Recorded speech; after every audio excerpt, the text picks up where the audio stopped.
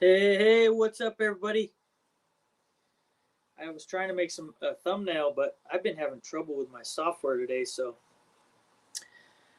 it was supposed to be a really good thumbnail. I've been having trouble editing my video today, and anyway, what's up, everybody? It's been a while since I posted a video and a live. Doesn't mean I'm not busy. I'm still, you know, doing my video stuff, which it's almost done. I know it's been a while, but I can assure you that you guys are gonna love it when it's ready, which is soon. It's gonna be a couple weeks, but yeah, uh, this is kind of impromptu. I've been talking about it with the guys this last week, but yeah, we're back. So I decided to have a live and kind of just hang out, And cheers to everybody. What's up, soldier? What's up, two dudes?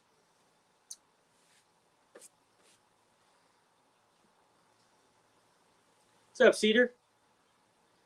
What's up, Steve? Yeah, so I gave the link to a couple of people. You know who they are. I won't say who they are till they come on, but yeah, it's cool to be live. I've been kind of just hanging out. What's up, Pine? Good to see you too.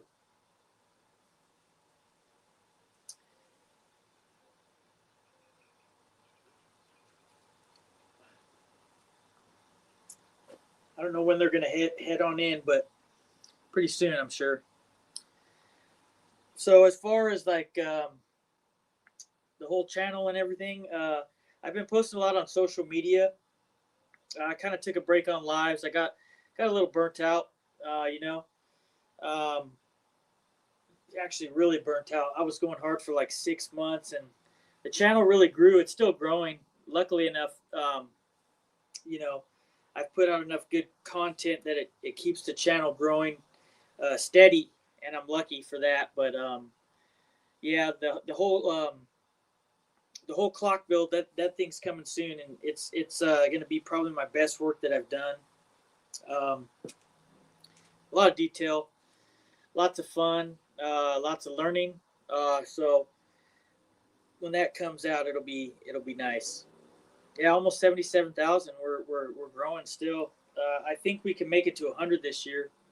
Um, I'm hoping to start doing a little bit more lives. Uh, we're gonna we're gonna be getting back together with the gang and doing lives again. So that's gonna be fun. I really miss that. I really miss the community and connecting with all the people, and it's fun. And just because I've transitioned a little bit doesn't mean the channel's not gonna still keep going.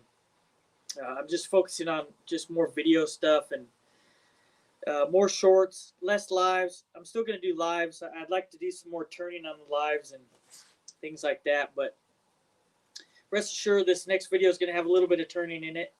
Um, for those of you who follow me on social media, um, you'll notice that I share a lot of shorts for my transition or not the transition, but the progress rather of my video. So it's been fun. There's some turning, there's some carving, there's some profiling, there's all sorts of stuff. Like it's been fun. So nice. Yeah, the lathe is a lot of fun. Just because I haven't been posting lives on the lathe doesn't mean I don't love turning. It's a lot of fun. I'm trying to expand the horizon of the channel per se. But turning has been a big point of this channel's growth. So it doesn't mean I'm not you know doesn't mean I'm not envious to what it's done for my channel, but I do want to expand. That's what I mean. So if anybody has any questions for me, and you know, uh, feel free to ask. It's been a while.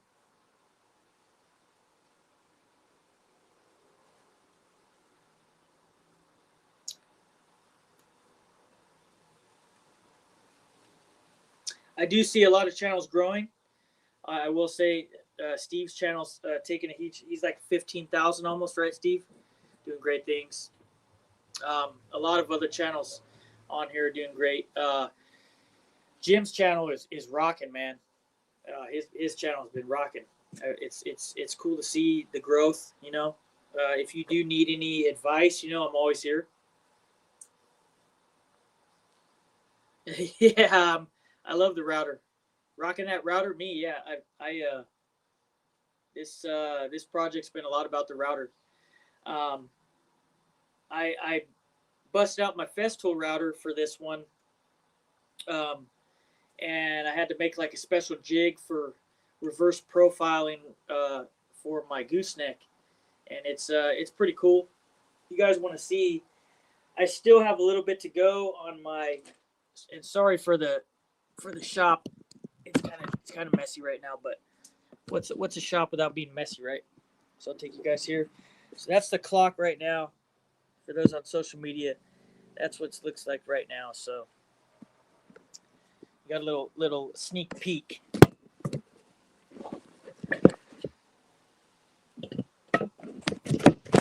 It's a nice router. It's as with anything Festool, it's like it's specialty. It's a quarter-inch shank, and all the attachments are quarter-inch, but they do have a 3/8 line but it's like really specialty. I don't really go with the 3/8, but you can get some cool stuff out of the quarter-inch shank and and for profiling and stuff, which is it's just kind of better. It's less beefy. The 1/2-inch shank is really the way to go when you. I did not get the Grizzly sponsorship. What they said to me was, in all honesty, like they're really cool. Like they're real supportive of the channel, but they just said that we're opening up like a new line for their content creators, and they're still modifying the I don't know the program. So I don't know. I haven't heard anything from them since. Oh, the one you won for me. Yeah. That was a Makita, right? Yeah. They're still around. They still, they still like my stuff and they follow me on social media. So it's cool. But we'll see. I've had a lot of good ones as of recent. My most recent sponsor that I've added, not to go on and on about sponsors, but it is part of the channel and part of the journey. And anybody who has questions about sponsorships and how to do it, like I'm always around. So, but anyway, Starbond has been one that I've really wanted to partner with, and they saw me on social media, and they hit me up, and they're pretty cool. They just sent me a package with all sorts of goodies that I'll be making a little promo video on my Instagram for. For those of you who don't follow me on Instagram or Facebook, I can share my links. I didn't really have time today to kind of put that on the description box, but anybody who's interested, I'd love to share the link so you guys can check it out and give me a follow. But yeah, Starbond, very happy to be working with them. Who else is there? Peak Safety just sent me a box of grit grip sandpaper, which is pretty nice. And that's cool. Here, I'll show you guys that. I'll show and tell.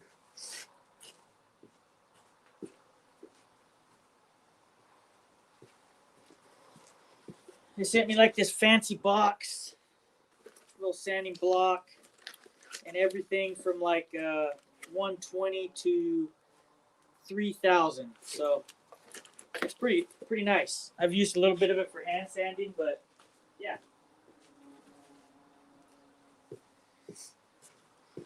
And then Cutsall's a new one.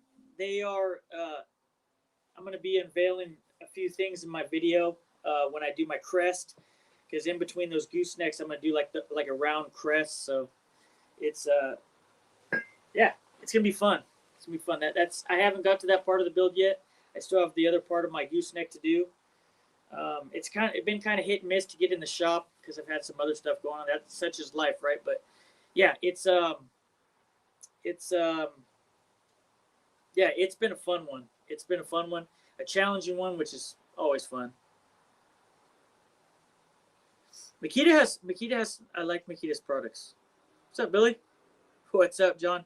Hey, for you, go check out John's channel. Let's see. Let me see if I can share it. So, John, I really enjoyed your live. Uh, like last week, right? That was pretty cool, dude. Um, John's been on the lives before. He has a pretty good channel. Go check it out, John up north. And he has a really good. He just did a really good video on depression and the effects of depression and how woodworking can, kind of help with that. Um, it's a being a woodworker and a creator and I'm a carpenter by trade. You know, I have times. I'm not gonna lie. I have times where like I have rough spots and spots of like where I just don't feel creative and it's just I don't know if it was good to see that video that John did. If you guys want to check out his channel, he did a whole video on it and his live recently. Um, it's That's the cool thing about this YouTube thing, man. Is that like you can really, we're all people. We're not just creators. We have a lot to give and we have a lot to receive. And I mean that seriously. And John really hit it on the head. Like like I've had moments like just like John, where I struggle and things like that. But it's good to have good people around you, and don't ever feel like you're alone, and don't ever feel like you're too good to talk to people. And that's what's cool about these lives is you can connect with so many people, and that not only want to support your channel, but they want to support you. Your channel is just is kind of is a reflection of who you are. So it's good to just really it's good to just be yourself, and just let it all out there, man. Let it all out there, and you can find so many cool people, not just John, so many others. I found Mike, Dave, Richard, uh, Daniel, the Beard Viking. He's a good friend of mine. Just a lot of people, man. A lot of people.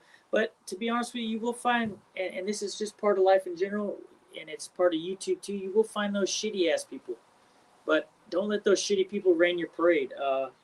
Just keep being who you are, and just have fun, and it's such a joy, and I really do. The biggest thing for me about this YouTube thing is sharing my journey and connecting with people, and I've never shied away from that, and I feel like that is something you have to carry with you as you go on, because you know, believe it or not, I was a guy who started out with 1 subscriber, and now here we are. We're getting closer to 100,000, and I'm just as normal as the rest of you guys and gals. I'm just sharing my journey. And it hasn't been an easy one, but it's been a fun one. I have my ups and I have my downs, and you guys have seen them. You see them on the lives. That's what the beauty of lives are. It shows. It's an organic way of showing who you are as a creator and who you are as a person.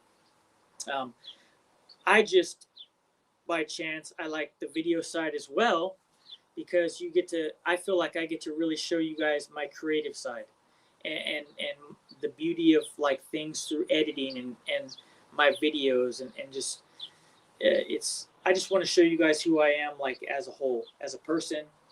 So it's a pleasure and a privilege to be able to share that with you guys. So what's up, Shoops?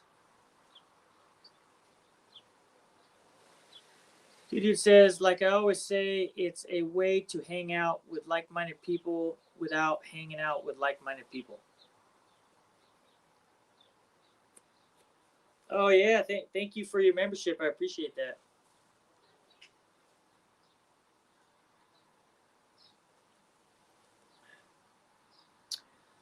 So if you guys want to ask me any questions, like what I've been doing, what I've been up to, um, anything.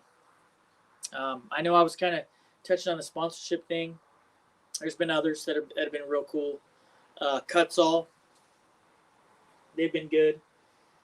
Just yeah, there's been a lot of them that have gone, like I've kind of let go, which is a good thing. Like I feel like they weren't like it wasn't aligned with the channel, but I also have a lot of good ones too.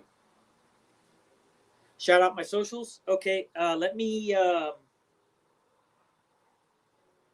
Where have I been? Okay, I'll shout out my socials right now, but I'm going to answer that question first. Where I've been, I've been working. I've been working a lot on house stuff and just like other things, like personal things per se. Um, I'm really just. It's been a lot of growth this year as a person. The cabin is good. The cabin is the cabin has been busy. My mom, we've been renting it out a lot more, but hopefully for the holidays we'll get back up there. Um, so the cabin's good. I think John, we did our first live. Was that our first live with you when we were at the cabin? That was fun, man. That was a lot of fun. Um, other than that, I've been building a lot of stuff for the house. Uh, I'm redoing my backyard. I've been building a gate. You guys have probably seen it on my social medias. I'll share them in a few minutes. But other than that, I haven't been doing a lot of turning. Other than I have a few. I turned one finial for the clock, but I took a break from turning. Other than that bowl you guys saw live, that was a fun one. I think that was the biggest bowl I've done, and I got that from a wood turning a wood turning meeting, local one in town, from Jeff of 2 minute tips for wood turners. What's up, Thunder Gouge? So yeah, just been redoing my house and just enjoying life, and was getting the pool ready for summer. Been working on this clock when I can. Been working, you know. It's been a lot of fun. But I'll share my social medias right now. If you guys have any other questions, um, I would love to answer them. Yes, they would. Um, so John, I'm glad you mentioned that, John. I have been sharing, and you guys can. I'll share my social media right now, so you get to see. But I was doing a gate, mortise and tenon, spindle, nothing too fancy. I gotta critique. I gotta tweak it a little bit before install. It's like half my gate, and then I'm gonna be around my pool where my fire pit is. I'm gonna be making like a deck, and I'll shoot that. If you guys want to see that, I'll definitely do it. Because it's gonna be fun.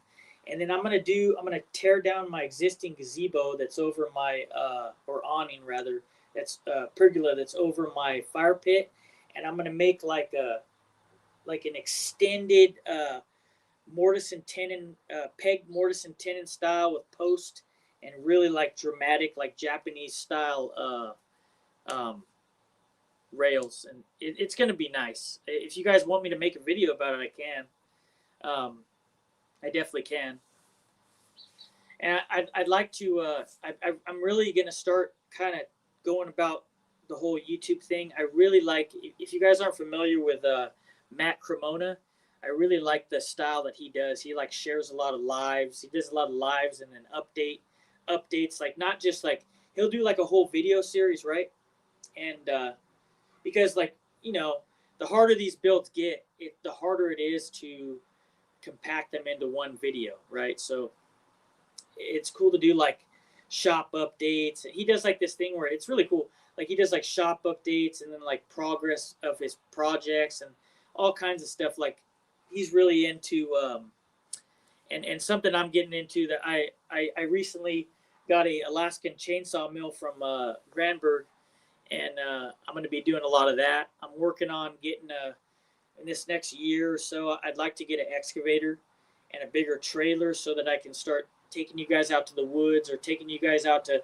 I have a buddy that's an arborist, and he's told me, hey man, I'll let you know when I got some walnut or some like, you know, whatever, like some maple or some oak, and you could come on over and cut it and load it in your truck. And I think that'd be cool to share with everybody. I think that's a really cool side of woodworking that you don't really see a lot of. You know, like, don't get me wrong. I love my sponsor, Got Brad from Got Wood. He supplies me with all the specialty wood, but as far as like other stuff, like I just want to show the organic side of woodworking. You can go to these fancy like hardwood stores and buy all this milled lumber and all this stuff, or you know, somewhat milled, right? So, but I want to like bring to life the whole experience. So that's something that I'm going to be working on in the future, and yeah.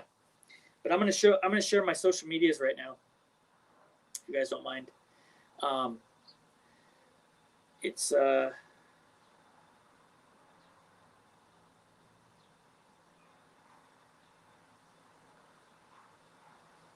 me just. I'm gonna share both my pages.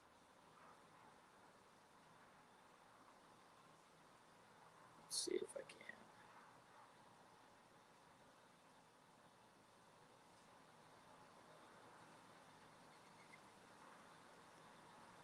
Share profile. So I'll share both my Instagrams because they kind of tie in together. Um,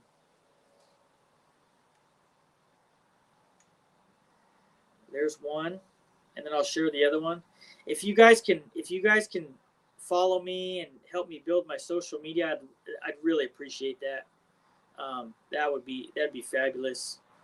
Um, that is one thing that I have not really worked that hard on, and I really want to you know continue to work on per se. I'll share my Facebook as well. Let's see.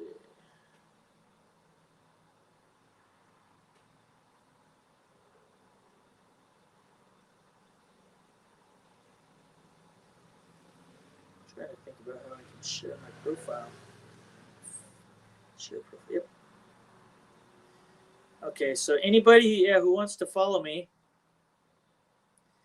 you guys can follow me.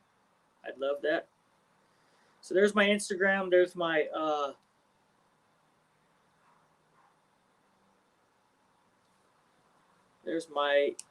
Facebook. What's up, Conrad? I saw that. Oh, you do? Yes, you do. Yes, you do. I saw that, John. I would like to do that. I would definitely like to do that. I think that'd be cool.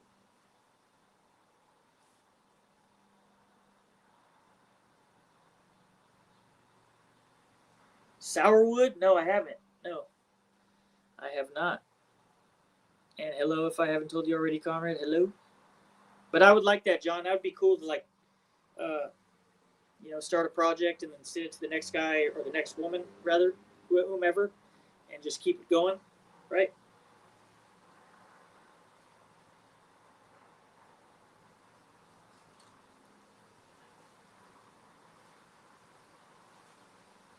So we could definitely talk about that, John. That's fine.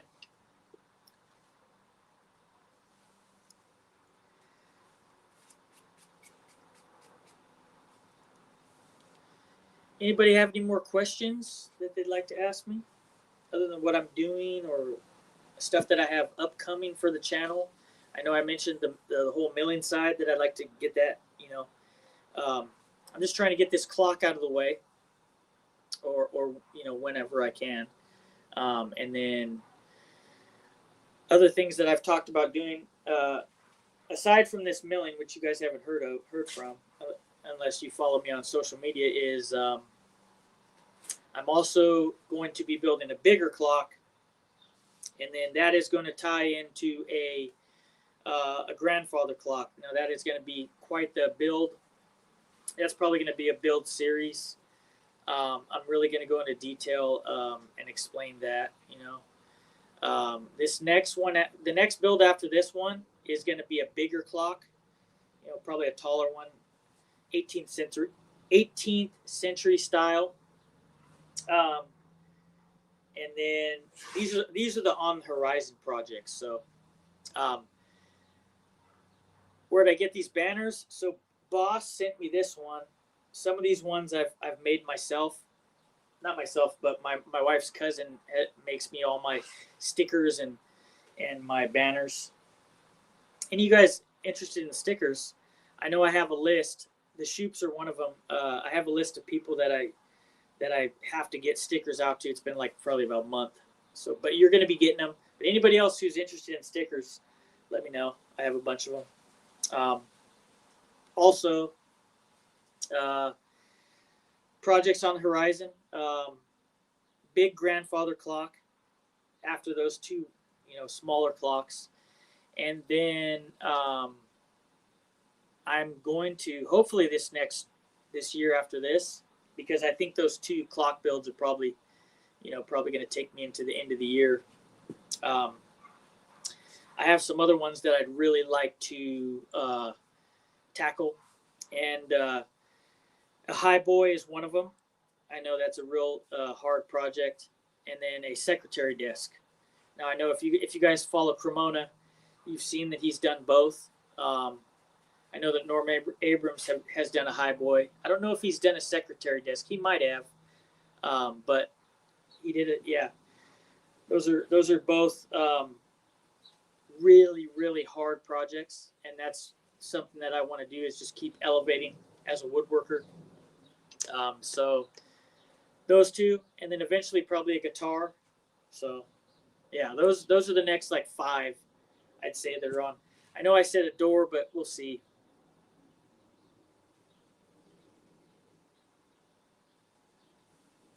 Nice, that's cool. I never heard of sourwood. I'm gonna have to look that up. Black walnut's always fun. What's up, Rusty?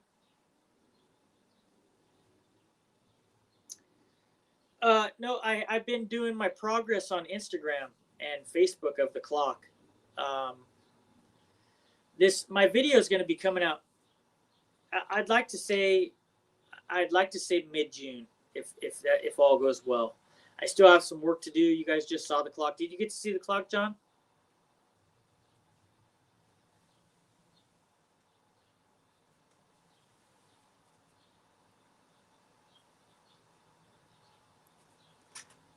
I'm going to be doing videos. The next clock video is going to be like, I'll show you right now. The next clock video is going to have like a lot of, I'm going to really do like a series like Cremona does. So sorry about my shop. It's kind of dirty, but there's my clock. A lot of profiling. There's the top with the finial and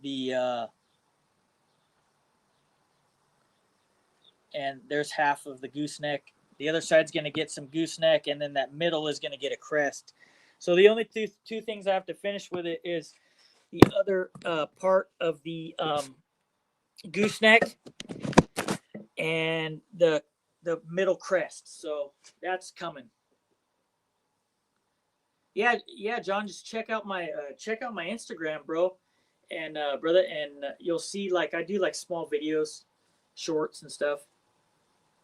YouTube is kind of like, it's really strange because YouTube is has kind of, and maybe it's something I got to figure out, but YouTube has kind of changed the way that they do their shorts. Like the way when I edit a short for Instagram, it like it's really nice. Like it does the whole landscape. But for some reason, the shorts, the YouTube shorts, it's a hit and miss. You gifted 77 Rockets a membership to. You gifted myself. Nice. Conrad got a membership. Nice. Thank you.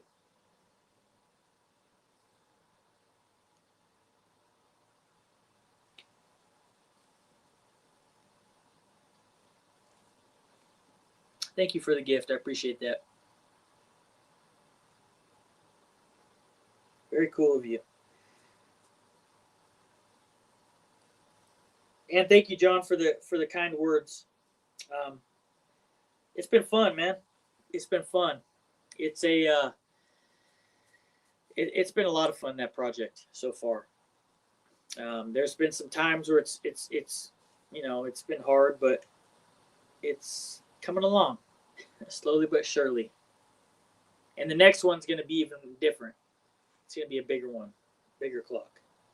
They're all just a warm up for the big grandfather clock because that one you get. I think this project right here is probably got 50 pieces on it, so 50 separate pieces.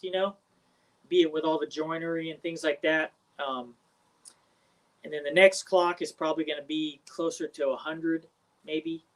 And then the grandfather clock, if you guys read these whole magazines,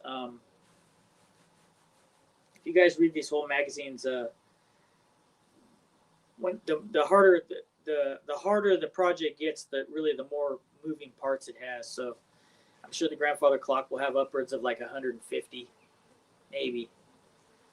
Kind of like the secretary desk and that will get me ready for the secretary desk and high boy, which both of those have close to 200 pieces.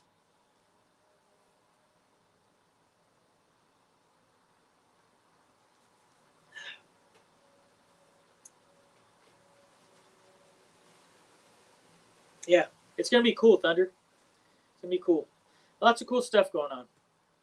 Um, like I said, I'm still doing YouTube. I'm just trying to expand on social media and things like that. But I'm not going anywhere. I'm just getting warmed up.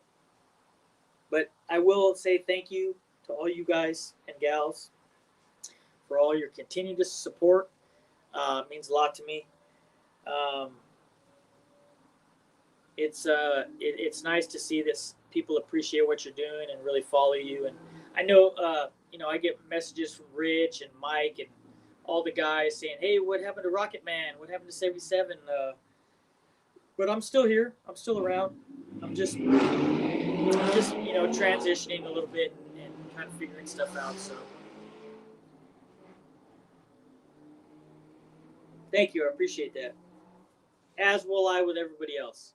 You know, I know everybody likes turning and things like that, and I do too. I love it. It's fun. There's nothing better than getting in the shop and just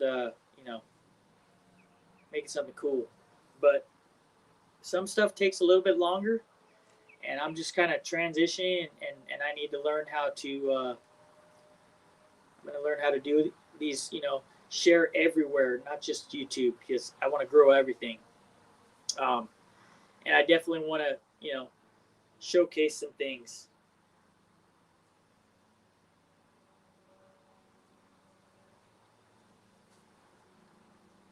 So what's everybody else working on? Not just about me. Um, what's everybody else working on in the shop? Any projects coming up? Any goals? Anything you'd like to share? Whatever. I'd love to hear about it. Two Dude says, okay, after working 14 hours a day, time to go sit on the couch and watch on my TV. Awesome, dude. I'd be sitting on the couch too if I worked a 14-hour day. So, but anyway, appreciate you joining me. Um, really cool, bro. Thank you.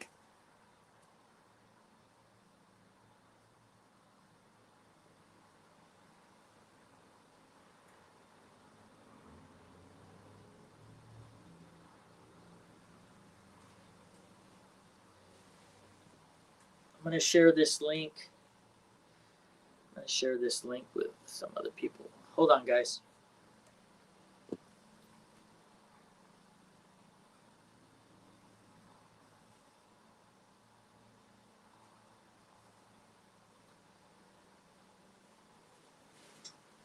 We're probably gonna be having some people come in here. You know who they are. Some of you guys.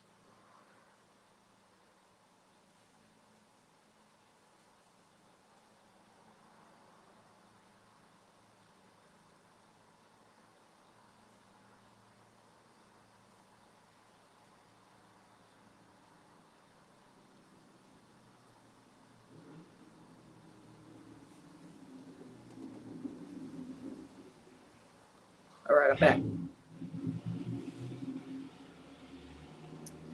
Okay, so the Shoops say upgrade. Hold on.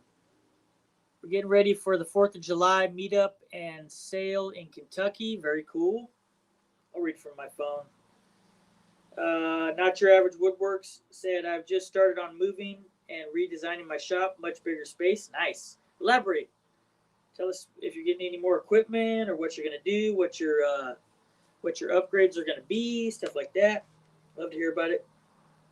Conrad says, upgrading the garage shop, mini split, air purifier, dust collection. I saw that you got that dust collection from Harbor Freight. That's pretty awesome, dude. I follow Conrad on social media. Sheep say we went to Missouri to teach Miss Frances the lathe. That is cool. That is awesome. There's nothing like spreading the experience and knowledge around. It's very cool. Insulating the garage door. Sweet. You know who has a good video on insulating the garage door is Lincoln Street Woodworks, surprisingly. I watched that probably like a couple weeks ago, and it was pretty good.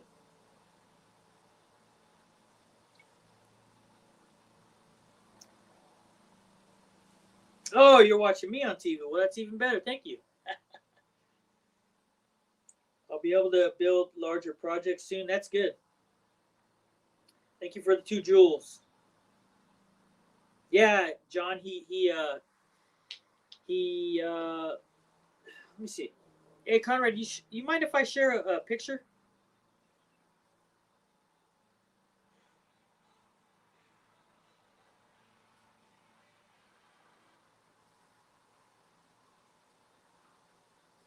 Where is it at?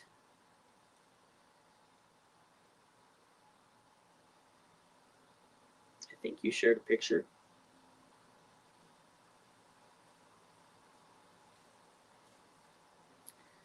I don't know what happened to it.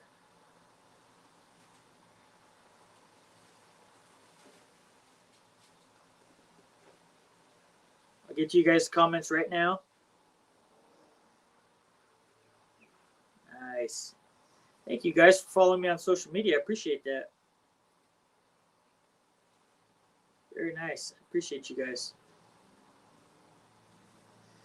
You can follow my other profile too, John. My other one. Okay. See what I missed.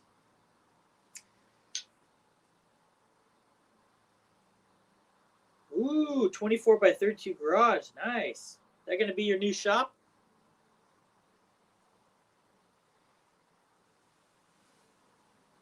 Oh, that's nice. That's nice you're doing that for your parents. Nice, Harry. That's cool, man. Doing some live edge tables. I'm trying to get into that too, man. Once I can start running my my chainsaw mill.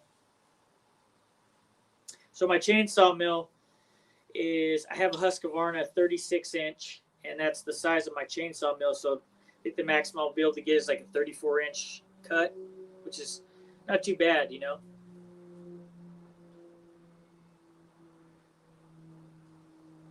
Nice. Yeah, dude, those Bauer dust collectors are legit. What's up, Vineyard? For those of you who don't know, Vineyard's name is Brian. So what's up, Brian?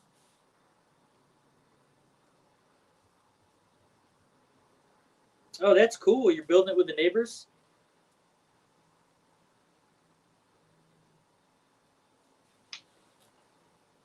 I would love to build a bigger shop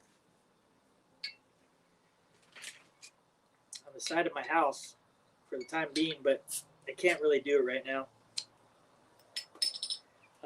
Strictly because there's a lot of building codes here. And some of my neighbors are haters. I built I haven't finished my shed yet, like the exterior wise, like the siding and stuff.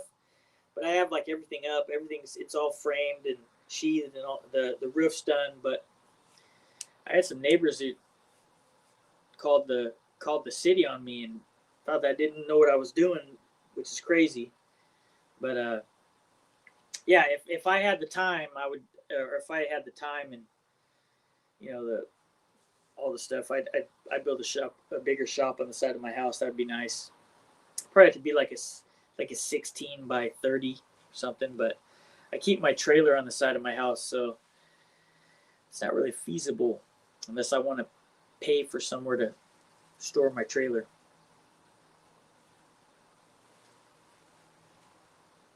Anybody else got anything going on?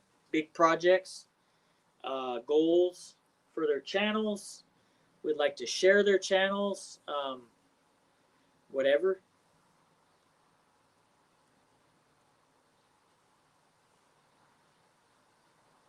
It's always fun to hear what people have going on.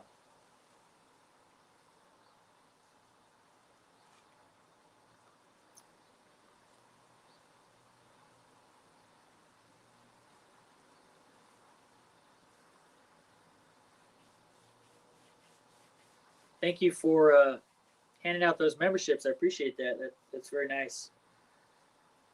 It's always nice. That's the good thing about this community. We have great people. So thank you for doing that.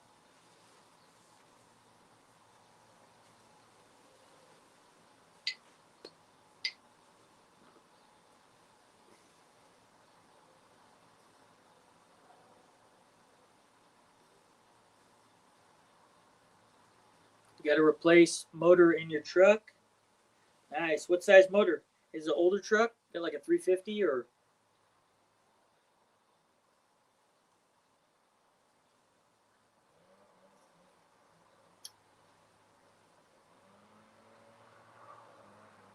Anybody know any creators that have put out any good videos lately that they'd want to share? Maybe they could check them out, or anybody want to share their channel? I'll share some channels right now. So we have some time.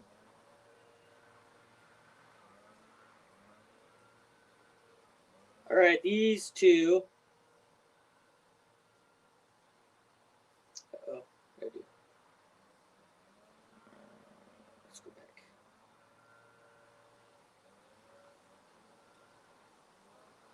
I'll share the Shoops. They are both very entertaining. They are a husband and wife combo who both turn on the lathe and are very entertaining and lots of fun, very kind people. Um, Great for the community of woodworking and for YouTube for that matter. It's a pleasure to watch them. So I'll share their channel. I'm gonna share Rusty's channel too. He does some off track syndicate lives, and then he does lives with DeLon, which are pretty cool. They had me on their live, and I was a guest on their live, which is pretty cool. Like 5 months ago, Rusty, maybe.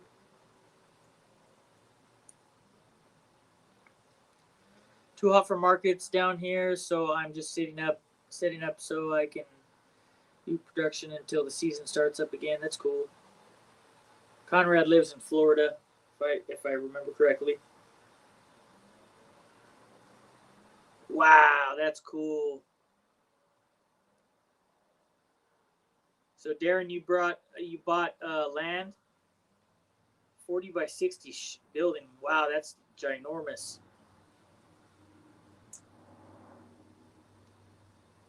I'll share Brian's channel. I think you have a live, right, Brian?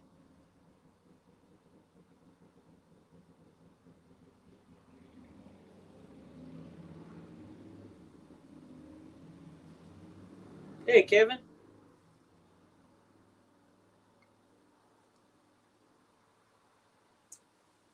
I already shared John's channel.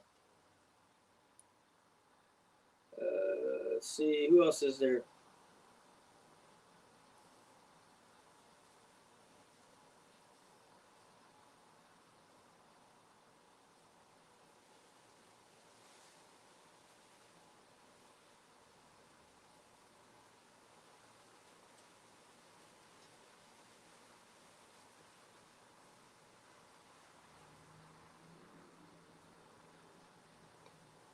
You still in here, John?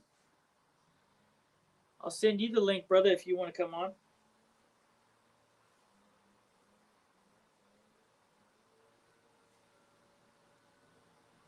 Ooh. Man, you gifted another membership. Man.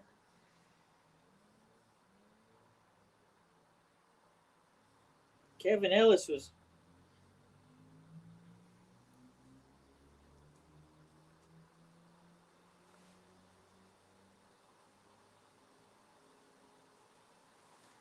I'm going to send you the link, John, if you want to come on in.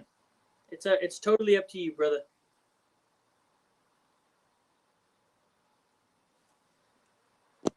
Oh, Mike D's in the building. Bro, let me fix everything here. What's up, brother? You're on. I'm gonna see if John wants to come in too. Everybody say hello to Mike. You guys know Mike. I'm gonna send you a text message, John. Hey. Good drawing. Keep at it, boy. You're probably gonna have to make me a Vecna. I'll probably end up making you a Vecna too. I'm gonna draw Vecna. You're gonna draw a Vecna? Hell yeah, you are. Huh? What's up, Vinny? Vinny down here drawing. Vinny getting tall as hell. I bet, man. How do you know my name? Everybody knows your name, Tank. Vinny, I used to do a live with your dad. I know That's Ryan. Wait, that's Ryan? Yeah, that's Ryan. Different snap. I'm making Vecna, but Dan's working right now. Yep. What's up, buddy? Man, you did So get Dad tall. can make them for me. Yeah, you got freakishly tall. Oh! Be careful, creep. Huh? Slip, fall and spill your ball bag or something. Mom will blame me. What does that even mean? Man, you guys are just gifting the membership today. Thank you. You guys must be happy that I'm back on, huh? I don't even know. They feel sorry for you. I swear I'm not a ghost. Right. Matter of opinion.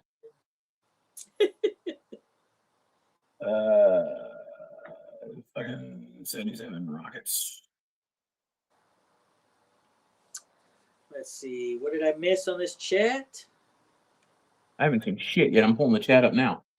John's in Maine, so he said it's 60 degrees in Maine over there. 2 dudes hit 200 subs last week. Congratulations. Thank you, Shoops, for giving all those memberships out. I appreciate that. Yes, Mike D is in the building. My PIC, baby. Cedar says, which is his name's Darren, but his channel Cedar Point Woodshop. I'll be releasing some videos in the next week, and I'll be showing my journey to moving from a carport shop to a huge one. Yeah, 40 by 60 is pretty big. Pretty big. Pretty big. What's up, Chase? I haven't heard from Chase in a while either. I had to call him back there a little bit, make sure he was good. I was worried about him. Yeah. Oh, buddy. We kind of have to do that type of thing, you know, because we had a very dear friend of ours pass last year. Yeah, that shit fucks with you on a level that you're not really ready for. Yeah, we were definitely not ready for that. Any of us. So when your homies start falling out, dude, it's bad. Yeah, those are bones. everybody say hello to John. I'm gonna put a. Can I show them to Ryan? They've seen him. Hold on for a minute. Yeah. Yeah, you want to hold a bone and show them the bone? Show them the bone, Whitey. He's been murdering people. Don't be saying that shit. Easy. John was on here. He popped off. I don't know what Here. I seen him pop in. Try again, John. I'll add you. Yeah, we were supposed to get Rich in here too, but he had some stuff come up, which hopefully we can. It's mainly me that's been kind of sidelining this stuff. Everybody's been ready to rock and roll for a while, but if you guys want to next weekend, we can. Whatever works. Yeah, I have a splinter. Mike's been ready to go for a long time. Mike's always been down, so but it's just. Yeah, been... splinter. I'm gonna pull it. Because John. What's up, John? Hey, what's up, guys? What's up? And I will say this again, since John is here now. If you guys haven't got the chance, go check out John's channel. He just did a really awesome video, and he had a really good live that really touches on a lot of stuff for people who are content creators and woodworkers, just people in general. So if you guys can, go check his channel out. Yeah, I appreciate that, dude. Okay. It was very. It was. I will say it was very refreshing to see, John.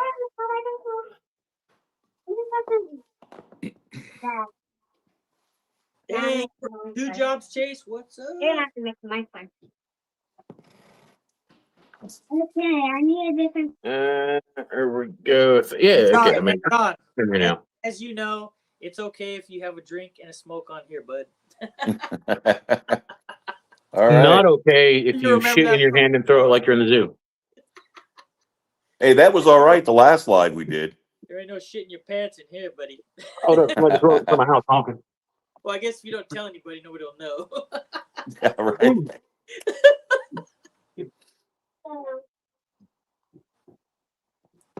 But yeah, if you guys haven't seen John before, he's a good friend of ours. He lives in Maine, right, John? That's right. That's a state that I have always wanted to visit. Anyway, we've had you on probably like 5 or 6 times, right? Yeah, yeah. I think this Yeah. might be the 5th or 6th one. Yeah. Yeah, we had a good one in Shaver that was real cool, man. Yeah. We were drinking and hanging out. Man, I miss those old lives, you know? Yeah, and I've had a lot of people that have been, messaging me and Mike and all the other guys, and they've been saying, "Hey, where'd you guys go?" And then to be honest, man, I saw your live, John, and I was like, and you were like, I missed those lives, and I was like, dude, we need to do another one. Oh yeah, yeah. And I can assure you that it's mainly been because of me. I've had stuff going on, and stuff. Oh sure. Yeah. I, Life happens. I really my doors. of YouTube and Get back here first. hanging out with everybody. And it was really No. probably the funnest thing, man. Yeah. I just started now to make. Sorry about that. I'm back. You're back. I'm back. Ow, motherfucker, All right, that hurt. see you later, brother. Huh? He's taking off. Oh. If you enjoy this type of content, please hit that like button. Yeah, it's been a while since we've been on here. I think it's been like about 5-6 months since we've done. Yeah, it's been a hell of a hiatus. Yeah. Yep. And just so you guys know, just so everybody knows, it was nobody else. It was mainly me. I was on a mission to get to 50,000 subscribers. And It's gonna be like that like big. 4 or 5. Actually, it's actually probably It bigger burned me out, man. than them organization. I was I had Mike like, "Hey, you okay? Like I haven't heard from you for a while." You know what got with what happened to Robert. Yeah, that shit freaked me out, dude. We got some. Mike's a really good friend of mine, one of my best friends, and it wasn't him that decided not to do the lives anymore. It was mainly on me. I just got burnt out, and he's known for a long time, but it doesn't take away the fact that I've really missed these lives, and I really like to start doing them again. It's the funnest shit on YouTube, man. Just hanging out with your buddies. We're just Yeah, normal people, man. It's not just about creating videos and shit like that. And we're all people, and we all like to laugh and drink and whatnot and have fun. So Started selling meth. oh shit. Not nearly as lucrative as I thought. Nothing usually. About as lucrative as getting into woodwork. Yeah, oh yeah. That's made me tons of money. True. What? Which one is the one I know right now? But I forgot. That's him up there. It's Ryan at 77. You guys have a little bit longer hair now. Anorexic Santa Claus looking fucker's John. John. Yeah, don't say fucker in front of your mom. I'm not allowed to say it No, you're not allowed to say that in front of your mom. right now. No, you're not probably not allowed to say it now. You're on live. Do I'll fucking snitch on you, dude. Stop. No, everything on that wall will cut you up. It's like a wall of harpoons. I got that harpoon wall. Yeah, I had to build that. I got tired of digging for my shit. Yeah, I built a little cart, and the cart really doesn't do shit. Oh, that came out nice. Hey, leave my skull alone. You didn't play with Hey, my bone. John's got a nice wall too. Show us your wall. Look at that big ass cleat wall. Look at that old ass number fucking 4 at Ohio Toolworks back there. Let me tell you a little story about why my wall got a little bit bigger. See that shit pipe right there? Yeah. That So bust. the upstairs bathroom got a little plugged up, and I decided I could do some plumbing. Like I'm basically a plumber, right? Yeah, I found out you And, weren't, didn't you? Oh, John, is your wife on here now? yeah. So there's a clean out in that pipe, and I hear you. I took the cap off, and nothing came out. So I was like, okay, so the plug is above You got a real plug. that clean out. What's up, Vinny? And then the plug came out and Yeah. covered Can't see on this camera. my French Where cleat is wall it? in fucking raw sewage. Uh-oh. So I had to replace all of that, and I decided to keep on going with it. So Got that dookie wall. yeah, At least you got a a badass wall of the outcome, you know. it's a pretty shitty wall, but You made the best of a shitty situation, yeah. I did. Hey, you get over here where I can see you. You ain't staggering around the power tools tank. I just wish there was a fan over there. I could have, titled that video like Yeah, "Shit it's Hits a the fan. Fan." You know, Hey, get away from the table saw. I don't trust you. I didn't feel like candy, but it's open. That's a protein bar, dog. Well, frozen. Oh. Yeah, so what's everybody been up to? I mean, John's got a shitty wall. Ryan's back from the hiatus.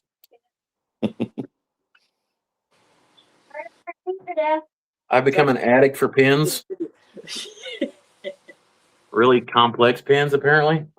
Oh, they're nice, dude. They did. Freaking Will sent me those pins like 4 months ago. I haven't turned shit. I've been turning the dog shit out of some pins, and I've been trying to church them up just to spite them pin kits mall fuckers. Yeah, I remember you saying that. That's badass, dude. That one was a epic pain in the ass. that's my latest project, which I found out just twisted a little bit on me. Yeah. Is it that bench? Yeah, it's very short. It looks big in the video, but it's just a little tiny step stool for the grandkids to, get up to the sink or whatever. Pooping stool, don't lie. Yeah. You got one of them wives that put their knees to their chest when they poop too. Right? Yeah. The Afghani shitter squat. Yeah. Got to keep everything in line right, Yeah. Got to keep it going. You also gotta make me this. Hello, right Miss here. You Jessica. gotta make me 4 things from the upside down. Yeah, wanna see what you need to make me? Okay, yeah, I'd probably make those. Say Sounded hello. like a child. Say hello. Oh, good God, she got big. Yeah. Cassie? I mean, Her using hair. Ryan as a reference, he's only like 4.7 or 4'7", but Cassie? yeah, Oh! yeah, there she is. Buddy. All right, you ever seen? Draw me something cool. Hello, buddy. Yeah, say hello. Way better. Say hello. What's your name? No. Say hello. Hi. Yeah. Uh-oh. Sit down. What's your name? Riley. Riley. Waving. Riley. Hey. Chill out, Pecker Tank. This is her first version of online dating right here. No, it's not. Hey, what's your name? Look, she's got My her glasses kid. here now. Oh, she's all blinged out now. Here, put your glasses Oh, on. there she goes. Show me your glasses. Be careful, there's a screw right there. It'll poke you. I want to put down We're not pulling it down. I want you to watch your knee on that screw right there. You get scratched up, you're gonna blame me. You're gonna start crying in front of people. Tell her, hi. Hi. Way better, goon. There you go. Kevin says, "How are you? How are we?" Hi, Larry. Been staying busy, Mr. Dorica. Yes, sir. Staying busy. He said, Yes. All right, I'm down for a second. Put them on me now. Here. Oh, goodness. I guess I'm wearing shades now. Yeah. You should wear them. They bring out your eyes. They bring up my eyes. Oh, God. So, I'm off school for the summer. Daddy. Damn, that's nice. Hello. Hey, Hi. Hi, little girl. her name is Riley. Hi, Riley. Wait there. Say hi. Hi. All right, now sit down. Quit flirting. Oh, yes, Dad. Oh, she been I'm taking- going to punch you. So, Mike, what are you going to do with your summer off? Well, I've got to catch up on some orders. I've got See what I've been making? hold on, buddy. I got 2 outstanding orders, and I usually do 3 or 4 shows throughout the summer. I don't know if I'm gonna do it now. I've kind of been like hell bent on like trying to get healthy and lose some weight and stuff like that, and Yep. maybe not bury this kid in the backyard. Dude, sit down. I'm gonna do my one big show. It's usually right around the end of August, October, start of October. It's the old fashioned days up here. Last year, I sold out of everything twice and was actually turning stuff on the fly on scene. Nice. My goal by the end of the summer, I'm gonna try to save up some paper. I want to upgrade my lathe a little bit, get a bigger lathe. Don't touch that. That stone will tear you up. That's how I got that hole in my knuckle. Get back away from that. That's a death trap, anyways. No, get back. I don't want you to get your fingers caught in the grinding wheel. Right there where I cut myself. Get over there. Okay, that's now. Yeah, death trap. But I want to buy a bigger lathe, a more mainstream lathe, all that stuff like that. Like this started out as like a woodworking channel, and I still do a lot of woodworking, but it's really turned into like primarily a turning channel. And I never really meant for it to do that, but I've done it. It's what people want. I enjoy doing it, so I figure, it'd probably be a good reason to upgrade the lathe. What? That's It's cool. unplugged. It ain't working. I unplugged it Why?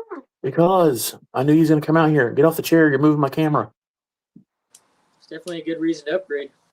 Absolutely. Yeah, I keep the little. I mean, this Fine by Tool lathe. It's a stud. I'm not going to complain about it at all. But I figure I could take it to events and stuff like that. Turn regular stuff. But I want something where I could turn some stuff of some substantial size. Like I want to do the big 16, 18-inch segmented bowls and stuff like that. Yeah. So It's a death trap back here. That'd be cool. Yeah. I'm trying to be A lot safe. of good lathes out there. No, yeah, and Laguna and I would really like to get a Laguna. I'm not even going to beat around the bush. I've looked at a few other. There was actually a Powermatic that sold for like $2,000 here local on the marketplace. I didn't get it. If I'm gonna upgrade my lathe, I'm just gonna get something new. It's got a warranty on it. There's too much stuff that can go wrong with all this variable speeds and all that stuff. So yeah, I want the warranty. that's smart. I've looked at the Grizzly. I've looked at the Laguna, and I've looked at the Nova Galaxy, I believe. Yeah. What was your thought on the Grizzly?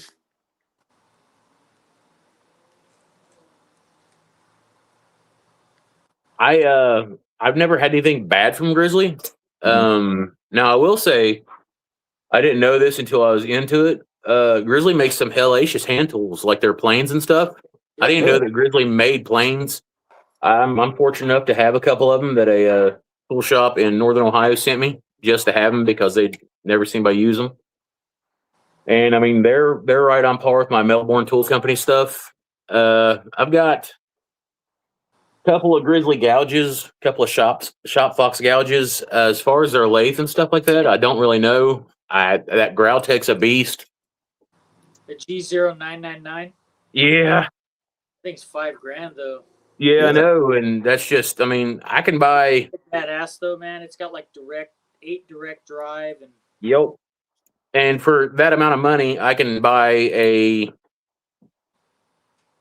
Laguna, the Revo, where I have the option of turning 18-inch stuff with the stand and everything else, and the the rotating head and all that cool stuff and all the attachments, and I'd still be $1,500 to $2,000 under.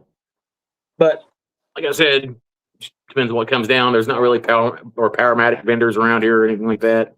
Regardless of what I get, I'm gonna have to order it. I think the only like the Nova Neptune, that's a good one because the head rotates, which gives you the ability to like turn larger bowls. But the only thing that I see about that one, just from what I see, is like you have to have some type of weight on the base. Yeah, Those bigger lathes like the Laguna and the Powermatic and the Grizzly, they really have those big bases. Yep. I'm not saying anything bad about the Nova. I just don't. no. It doesn't look like the bases are heavy enough. I don't know. Say I want something with a solid cast iron or plated steel base. Hey, dude, you're gonna cut yourself. Get over there, okay? I don't want you to hurt somebody. I want something that's got a heavy cast base, preferably a shelf where I can add additional weight if I want to, because I'm not above putting a couple 45-pound plates on it just to keep it flat, especially if you start doing a outboard turning and off-centered stuff on something with that big of a rotation. There was a local guy here not too long ago. He had I can't remember what the model number was, but it was a Grizzly, and it had a option of like you could turn 22-inch bowls without using the outboard stuff. Wow. Like, yeah. And I've got some massive walnut logs to turn. Probably a 766. I don't know if they make the 733 more, but they make the 733, the 766, and then the G0999. They're all wonderful lathes, I know tomorrow I've actually got to go into town. A buddy of mine works for the city, and one of the furniture making gigs down there, they tossed out a one of the green Harbor Freight lathes, like the ones that the Shoops use. And he messaged me. He's like, "Dude," he goes, "I don't know if it works or not. I've got it set off to the side. I figure if anything, you could use the parts." And that's got the rotating head, so that'll get me into turning bigger stuff. So I've got to find a banjo and a tool rest from what it looks like.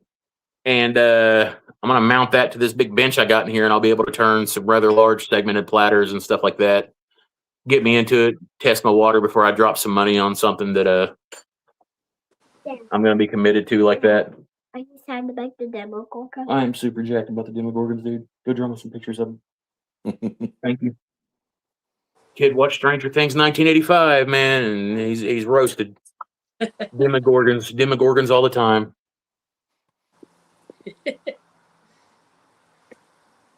But other than that, me and the wife just been like Awesome. working out, eating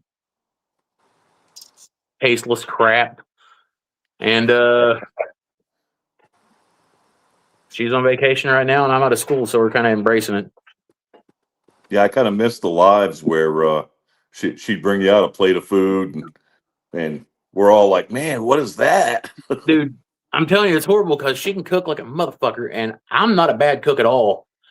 And right now, it's like, man, I guess I should probably go eat 4 ounces of rice and some grilled chicken breast again.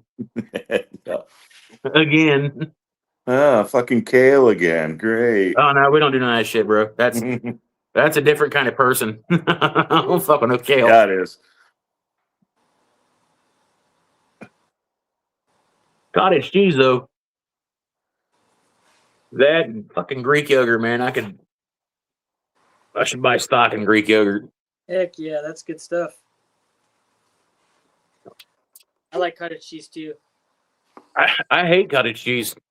I love cottage cheese. I fucking absolutely hate it. But like, I make bread with it and wraps and like turn the cottage cheese into breads because I'm fat. God damn it, I miss bread. Like keto bread don't hit right. It'll work in a minute, but I just want some. Sometimes you just want a fucking peanut butter and jelly sandwich, man. They say if you close your eyes and picture the peanut butter and jelly, They fucking it- liars. Oh, yeah, they are. Fucking liars is what they are. Get off that. You're moving my camera, buddy. I am. Yeah. Just envision the shitty food as good food. Bullshit. Yeah, it's Right. It's not. It's not. Yeah. Now, Yeah. also, there's some good video evidence that if you smell the peanut butter and then eat the fucking kale, The guy that No. made that theory is a bitch made fuck, and his wife pegs him. yeah, That's some bullshit. You're gonna have me I in my bet it is. kitchen at 3:00 in the morning huffing a jar of peanut butter. What's up, Johnny? Hell no. No, no, no. I miss peanut butter. I miss jelly. I miss real bread. I'm telling you right now, I'd twist a man's head off like a pickle jar for like a steak and shake garlic burger and a order of Cajun fries. Oh shit, yeah. Yeah, we're definitely Yeah. using this. Now, are you doing the whole burger thing between two pieces of lettuce? So are you No. still at least getting the burger? No. No, dude. My diet is actually crazy. Where I'm hypoglycemic. Mm. I can't. There's a lot of stuff that kind of like throws me off, anyways. But I'm eating right around on a heavy day where I lift. I'll do like 1,600 calories on like a regular day. I'll probably hold like 12 to 13. But I'm taking in like 220 grams of protein, like 30 carbs, and maybe 50 grams of fat. Yeah. That's damn near borderline keto right there. It's god awful is what the hell it is. And like, Yep. I fucking can't- keto. I've done keto like 3 times, All right. and you reach like I don't know about anybody else, but like 2.5 months, I reached a wall. Oh yeah. I had to Yeah. start like, and there's the keto. There's a variation of the keto. It's called the cyclic keto, and you filter in like small amounts more of carbs. You like taper. You pyramid up and then you pyramid down. Like it's like a, I don't know. That helped a little bit, but if you stay on that longer than 2 months, it's like you're just burning, dude. dude, pisses So- me off where I'm like hypoglycemic. I can't take none of like the cool shots that people get to like drop this shit like it's fucking falling off of them. Yeah. Now So here's like, what the people want to know: are you dropping butter into your coffee? no, That's what the people want to know. That's bro, right. I got rid of coffee and everything, man. Really? Yeah. The keto people, man, they believe in a fucking half a stick of butter and a cup of coffee is Do that grass fed butter. yeah. Yeah. Ugh. I've seen that. I've seen people use It surprised me. It was. I'm not gonna lie. It was kind of good, dude. I've seen people use Really? the coconut butter and stuff like that. And I'm not a hippie. Yeah, like dude, at this point I don't care. I'll eat a giraffe's ball bag if it tastes good. Like, don't walk by me with that thing slinging, because if I can get it on a grill, it's good. Now, ever since I retired from the military, the closest I get to a diet is light beer. That's about it. Get that out of your mouth. I haven't drank beer or nothing, man. Like like even my favorite beer, I've got like 4 bottles set in the fridge, haven't touched it, glares me in the face every time I bend down to grab the damn yogurt. So it's just looking at me like, you can do it if you want to. If you wrap it in lettuce, it's good for you. Just right Beer's around, not just that. right around the bottle. Just put a piece of lettuce. No, I'm militant on it. It's a pain in the ass. All my buddies are smashing off pizza and shit like that. Me and the wife are eating like grilled chicken. I have become a connoisseur of canned chicken. There's different grades. Uh, Canned chicken's the shit. I can fucking church some canned chicken up, dude. Damn, dude, you're killing it, bud. Yeah, at my biggest, right around my daughter's graduation, I weighed 425. Like I sent Ryan and them pictures of it and everything earlier, and then I started February 16th. It's been like 104, 105 days or some shit like that. And when I weighed in Monday, I was at like 314. Nice. Yeah, so I've lost almost right at 80 pounds since February, middle of February. And That's good progress, dude. it's son of a bitch progress. Like I go once a month and I get one of those DEXA scans done. Yeah. And keep track of all that shit. And it's just, I don't know. I got to keep the forms and the paperwork on it or it didn't happen, you know? Yeah. But that segues into something else.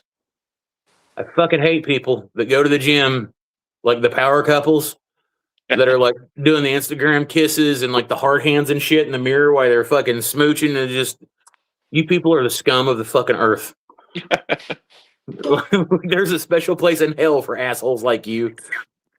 Like I don't know how many people have like photos of like them like kissing and doing the hard hand with me in the background wearing like the weirdest, most fucked up saying on a shirt. Like, what the fuck is going on? You know?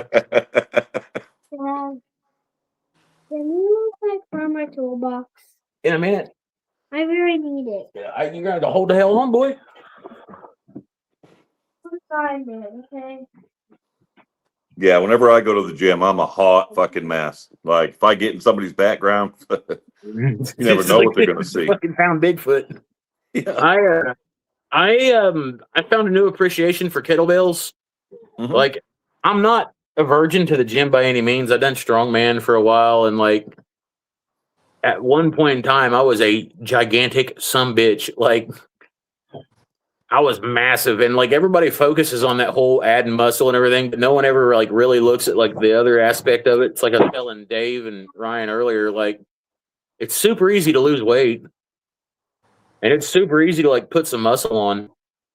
But it is a son of a bitch to do them both at the same time. It's like the weirdest dance ever. Yeah. So I don't know. I'm still fighting it Well, uphill. and really, losing fat. I mean, that's all in the kitchen anyway. I would, yeah. Whether it's lifting weights or getting on a treadmill, people will try everything they can to lose weight and not change their diet. And you can't do it. If you don't change your diet, you're just not going to do it. So. New Roots, I actually have that shirt, brother. I've also got one that I work out in that says, spread cheeks, not hate. My wife hates that shirt, so I wear it as much as I humanly can.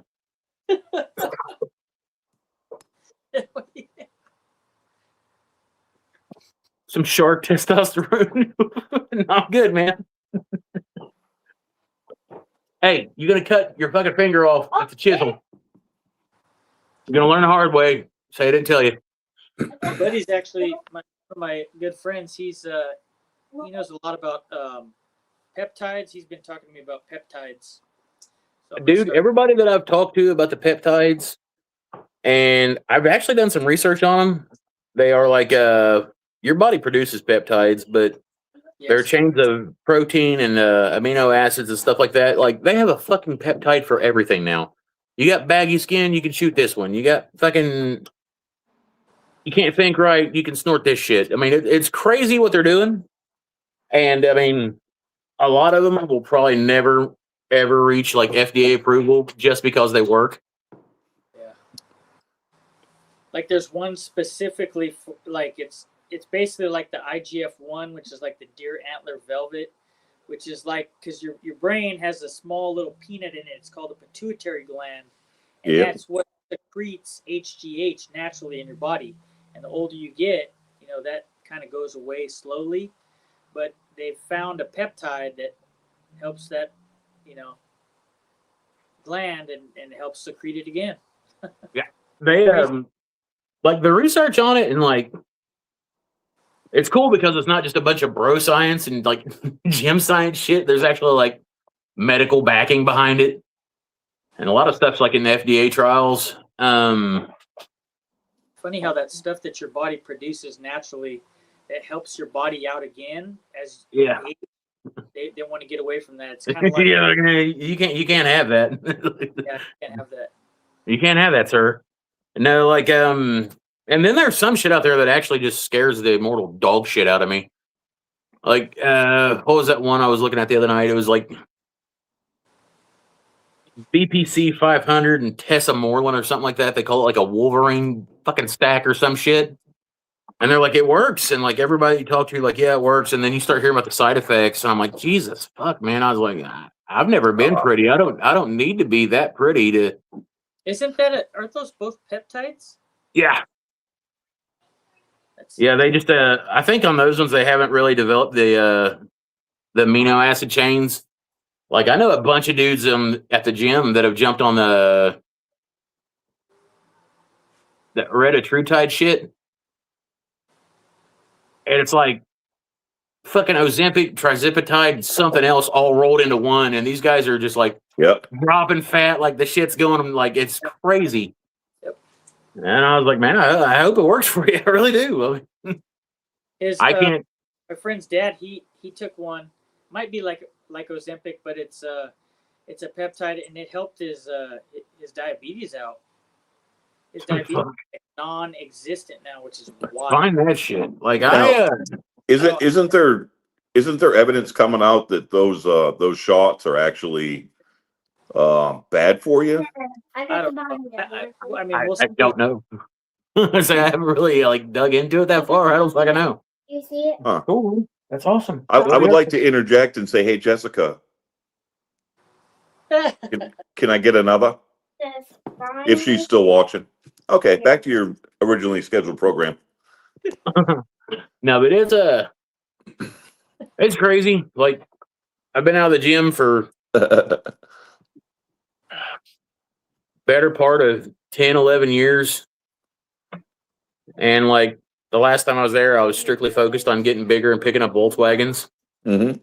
And now it's straight up, I just want to fit in clothes at like the store where regular people shop and shit. Like,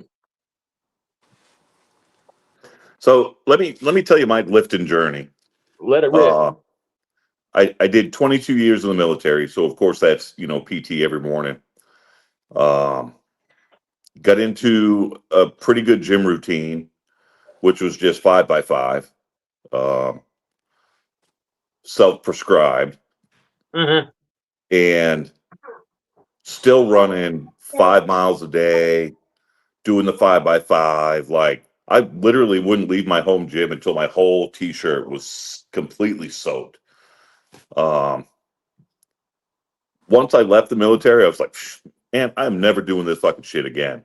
Instantly, I ate a 40-pound sandwich, I think, and it stuck with me for like the last, 4 or 5 years. And man, putting on I'm not huge, I'm 220, but the difference between 220 and 198 is how I breathe when I put my sneakers on or put my boots on. It's just, God, I feel horrible.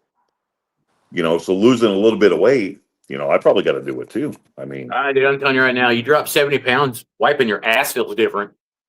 So speaking of wiping your ass, I didn't know how to bring this up. I have a bad back. I have like nerves pinched to my back. No big deal, right? But I noticed the other day, one of the symptoms, when I wipe my ass, my cheek tingles. I've been waiting to put that on the fucking internet for like a couple of weeks. So I wipe my ass. Touching the hole? Huh? Are you like touching the hole? Well, I mean, you got to touch the hole to clean it. I mean, are you like overly touching to give it the old whirly dirl? Nope. Not just a wipe and yank, just a woo. Yeah, my toes are curling and I'm fucking winking a little bit. I mean, that might be where your ass is going on, bro. I'm working on the indiscount. Nah, preposterous 15 S1 show preposterous. I don't know what that means, but we'll roll with it. Hello, Mrs. Carey. How are you? It's good seeing you again. John's cheek twitches on the can. That's funny. It's out there. It's fucking on the web. It's forever. It's Don't forever. worry. I've said way worse on the Oh web. yeah. Yeah, we've been through everything. We never got canceled. Not yet. I'm still fucking trying. Yeah, but back then nobody had more than 5,000 subscribers. So now, No, dude, we did some. I don't know how many I had around the time, but we used to do 30 minutes rich, and that was like the peak of the shit. yeah. Let's say as much filth as we humanly can in a 2-hour segment. The Urban Dictionary definitely got highlighted on those. 100%. Yeah. That was fun. Yeah. But those were also times with like high amounts of alcohol and What's popping was Uncle Moyak. dude, I want to say this. Okay, so I popped in. Did you guys ever watch? You guys ever watch Mims? So Mims had Dave from Timber Designs, obviously. And I've never, even on all of our lives, I have never seen Dave so drunk when he was on that one, dude. Oh my god! I was messaging him. I was like, "Hey, dude, you're pretty drunk." Oh, and he's like, "Yeah." I think that's a prereq for getting on one of Mims's fucking lives. You got to be about half lit. Yeah. If not, you will. Go ahead. Between him and Rusty, they're tanked by the end of it. I'm like, these guys are fucking awesome. Get back. Yeah, dude. Like Mims, I probably on like 10 of his lives. This guy gets so drunk he falls asleep and leaves the live going till the next morning. 80 million views on a live. Get back from that. Bro, you're going to hurt yourself. I don't want you to get hurt. Listen to me. It's all good fun, though. Yeah. But Yeah. you see my Demogorgon? I see that, bro. That's them. yeah. It's a Demogorgon.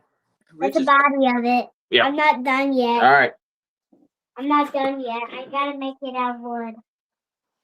There you go. But, yeah, it's a... Got pretty drunk too. Yeah, he has. Yeah. It's man, it's weird. Like it was like one day we were all fucking shooting out lives and doing just god awful filth shit, and then it was like, wonder if everybody's okay. Right. Wonder if they're thinking about me too while I'm standing in the window looking at a rainstorm. Yeah, it's definitely been a little bit different, man. It has. Like, well, hell, I had to call you back there probably about a month or two ago, and I was like, dude, you still alive? Yeah. Right. And then no one had heard from Chance for like 2-3 weeks. I was like, oh, fuck, I gotta call him, man. Yeah. Or Case, sorry. And I was like, oh, fuck, I gotta call him. And I called him. He was at the beach, and I was like, sorry, man, I just had to check on you. He's like, yeah, I totally get it. Yeah. Like, It's been a weird season on YouTube. You know, everybody went to from the lives to turning lives, yeah. which are super fun. They really are. But it's a whole new. It's different. And then some people are just like, Hey, I don't know what to make for videos or something. Dude, I launched a video on how to make the framework for like this pin because a couple people in the live asked for it. And 4 views. Yeah, I think it's got like 152 views and it's over a week and a half, 2 weeks old. And I was like, I'm never just launching a video again. They'll view my shit on lives and shorts. I don't care. Yeah. I was like, it's not worth the time of me editing everything. I'm trying to get into super long form, like hour long, almost podcast style. Like Let's see mukbang if videos. that works, Yeah, it's hard, man. Like this next video that I'm gonna put out, I have a little bit of build left, and it's probably gonna be like once I'm done because I edit as I go usually. Yeah. When I first started out, like recording videos, when I did my builds, I'd record everything, and then I'd go back and edit. As we're now, I edit as I go the same day. Like I'll shoot and build, and then edit as the day. Right. Well, in case you have to reshoot something. and I feel like that's better for me because I'm more like I feel like I could be more witty and whatever, get the most creativity out of myself, right? But Yeah. this video, fuck man, I've edited this down, right? And I have a little bit left to go. Like I have like the next set of like the gooseneck molding and then the crest, and then obviously like I need to turn one more finial and put the finish on and whatever, and that's probably going to be like another 8 to 10 minutes on my video. It's going to be like a 50-minute video, so I don't even know how it's going to go. Yeah, I just can't do the whole fucking get rich off this 2 before video or these sell out every Oh, time. I can't fuck, make man. these enough. Just fucking give it up, dude. And hey, why don't we You've been all getting sell your out? ideas off the fucking Why don't we all sell out to the tool review videos? no.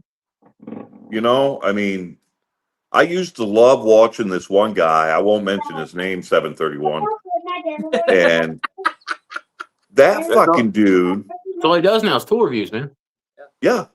Even I used to catch his lives every week, you know, him and his wife bullshitting. And now it's like, look what I found on aisle fucking 2 at Lowe's. Here's Like, the well, hey, aisle 2 at Lowe's is the fucking toilet department. So I don't know. yeah, it's different. Definitely. Yeah. Yeah, New Roots is right. They're about fucking tools and shit that he doesn't even use. Like Yeah. he's like, I use this stop block on my table saw. I was like, you haven't turned your fucking table saw on in 6 months, dude. Right.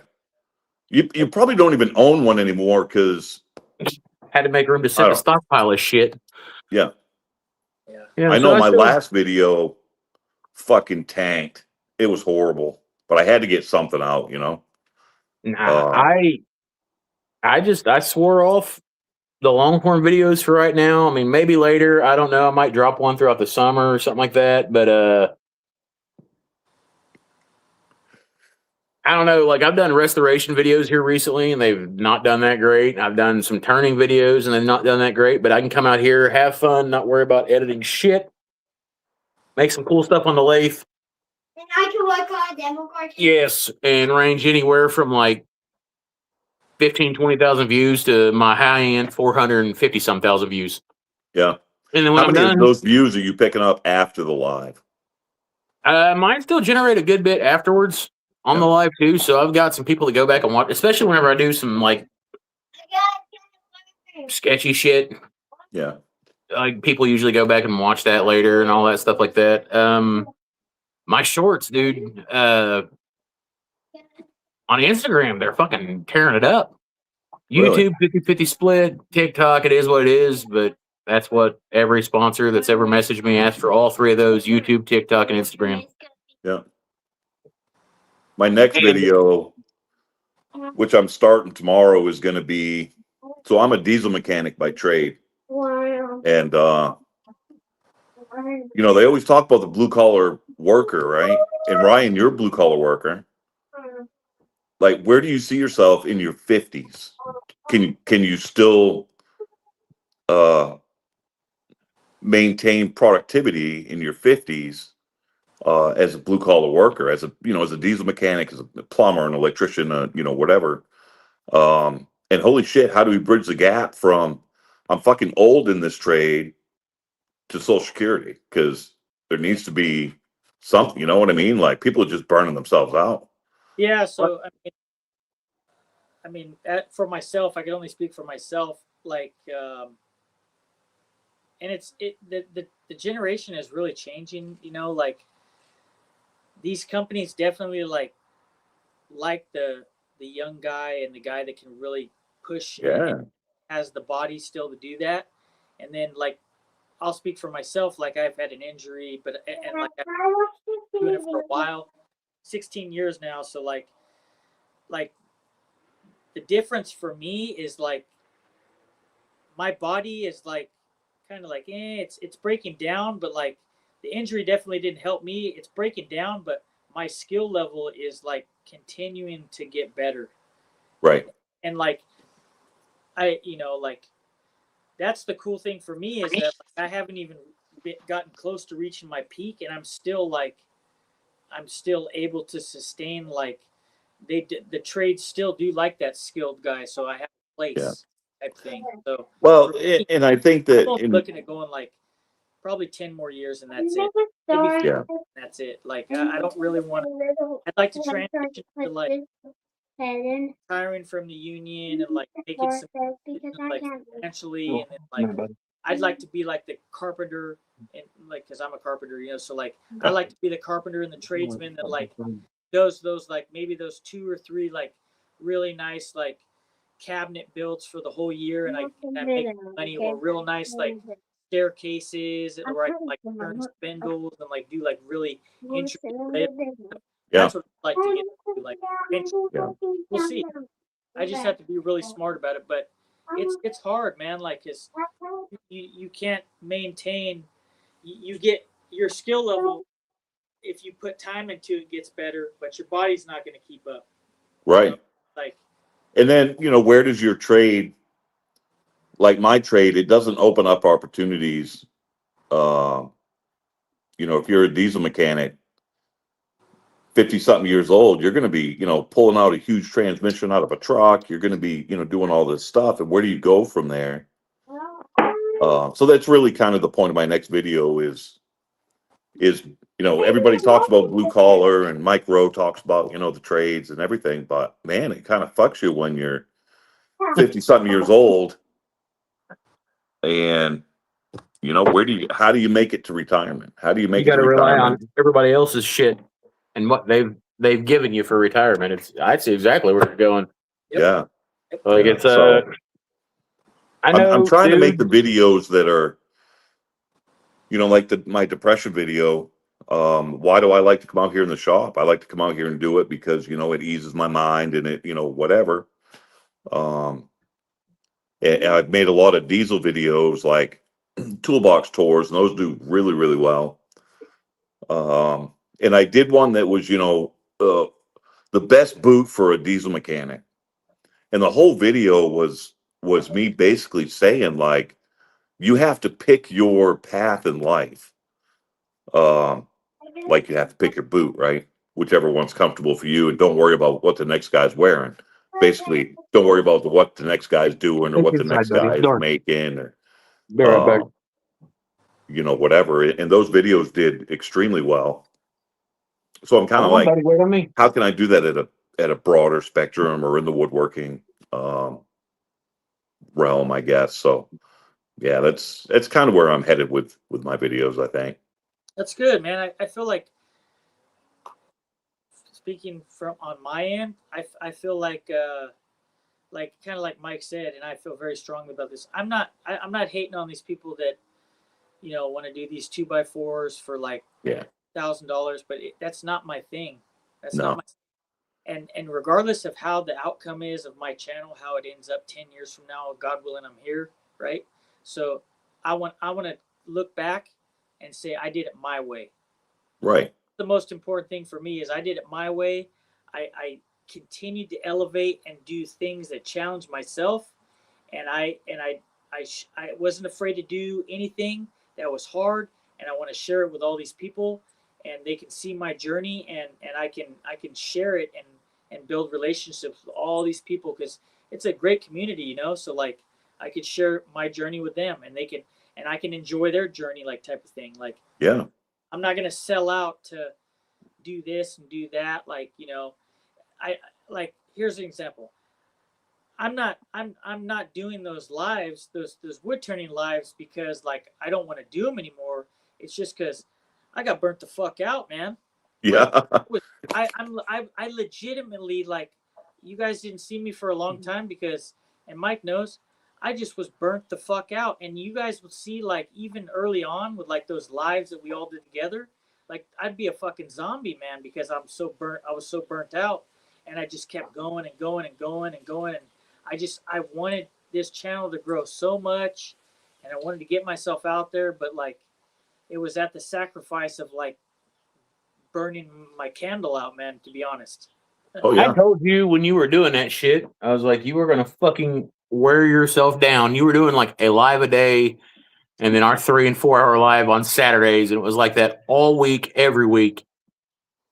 I was like, you were gonna fucking wear yourself down. But I mean, you did it and you got the payout for it, obviously. I mean, you're sitting at like what, 80,000 subscribers or some shit? That's Yeah. awesome, dude. Like I like luck. I mean, it's lucky enough for me, like that I have like kind of like a stable of videos too that like help me out. And then there's a lot of people that go back and watch all of our lives and like my wood turning lives. So like I've had a good variety. So I'm just lucky in that sense because it kind of carried me for this last like 4 or 5 months where I just like I've been working on my clock, but like it's like here and there and it like but I decided like, man, fuck this, dude. I'm gonna start like doing what the fuck I want to do, like and having fun, Yep. And this is Yeah. part of it, man. Like I got away from all my good friends and doing these lives, which were like some of them, like to be honest with you, some of these lives that we've done in the past, some of these lives have 150,000 views, and I that's like bet. after the fact.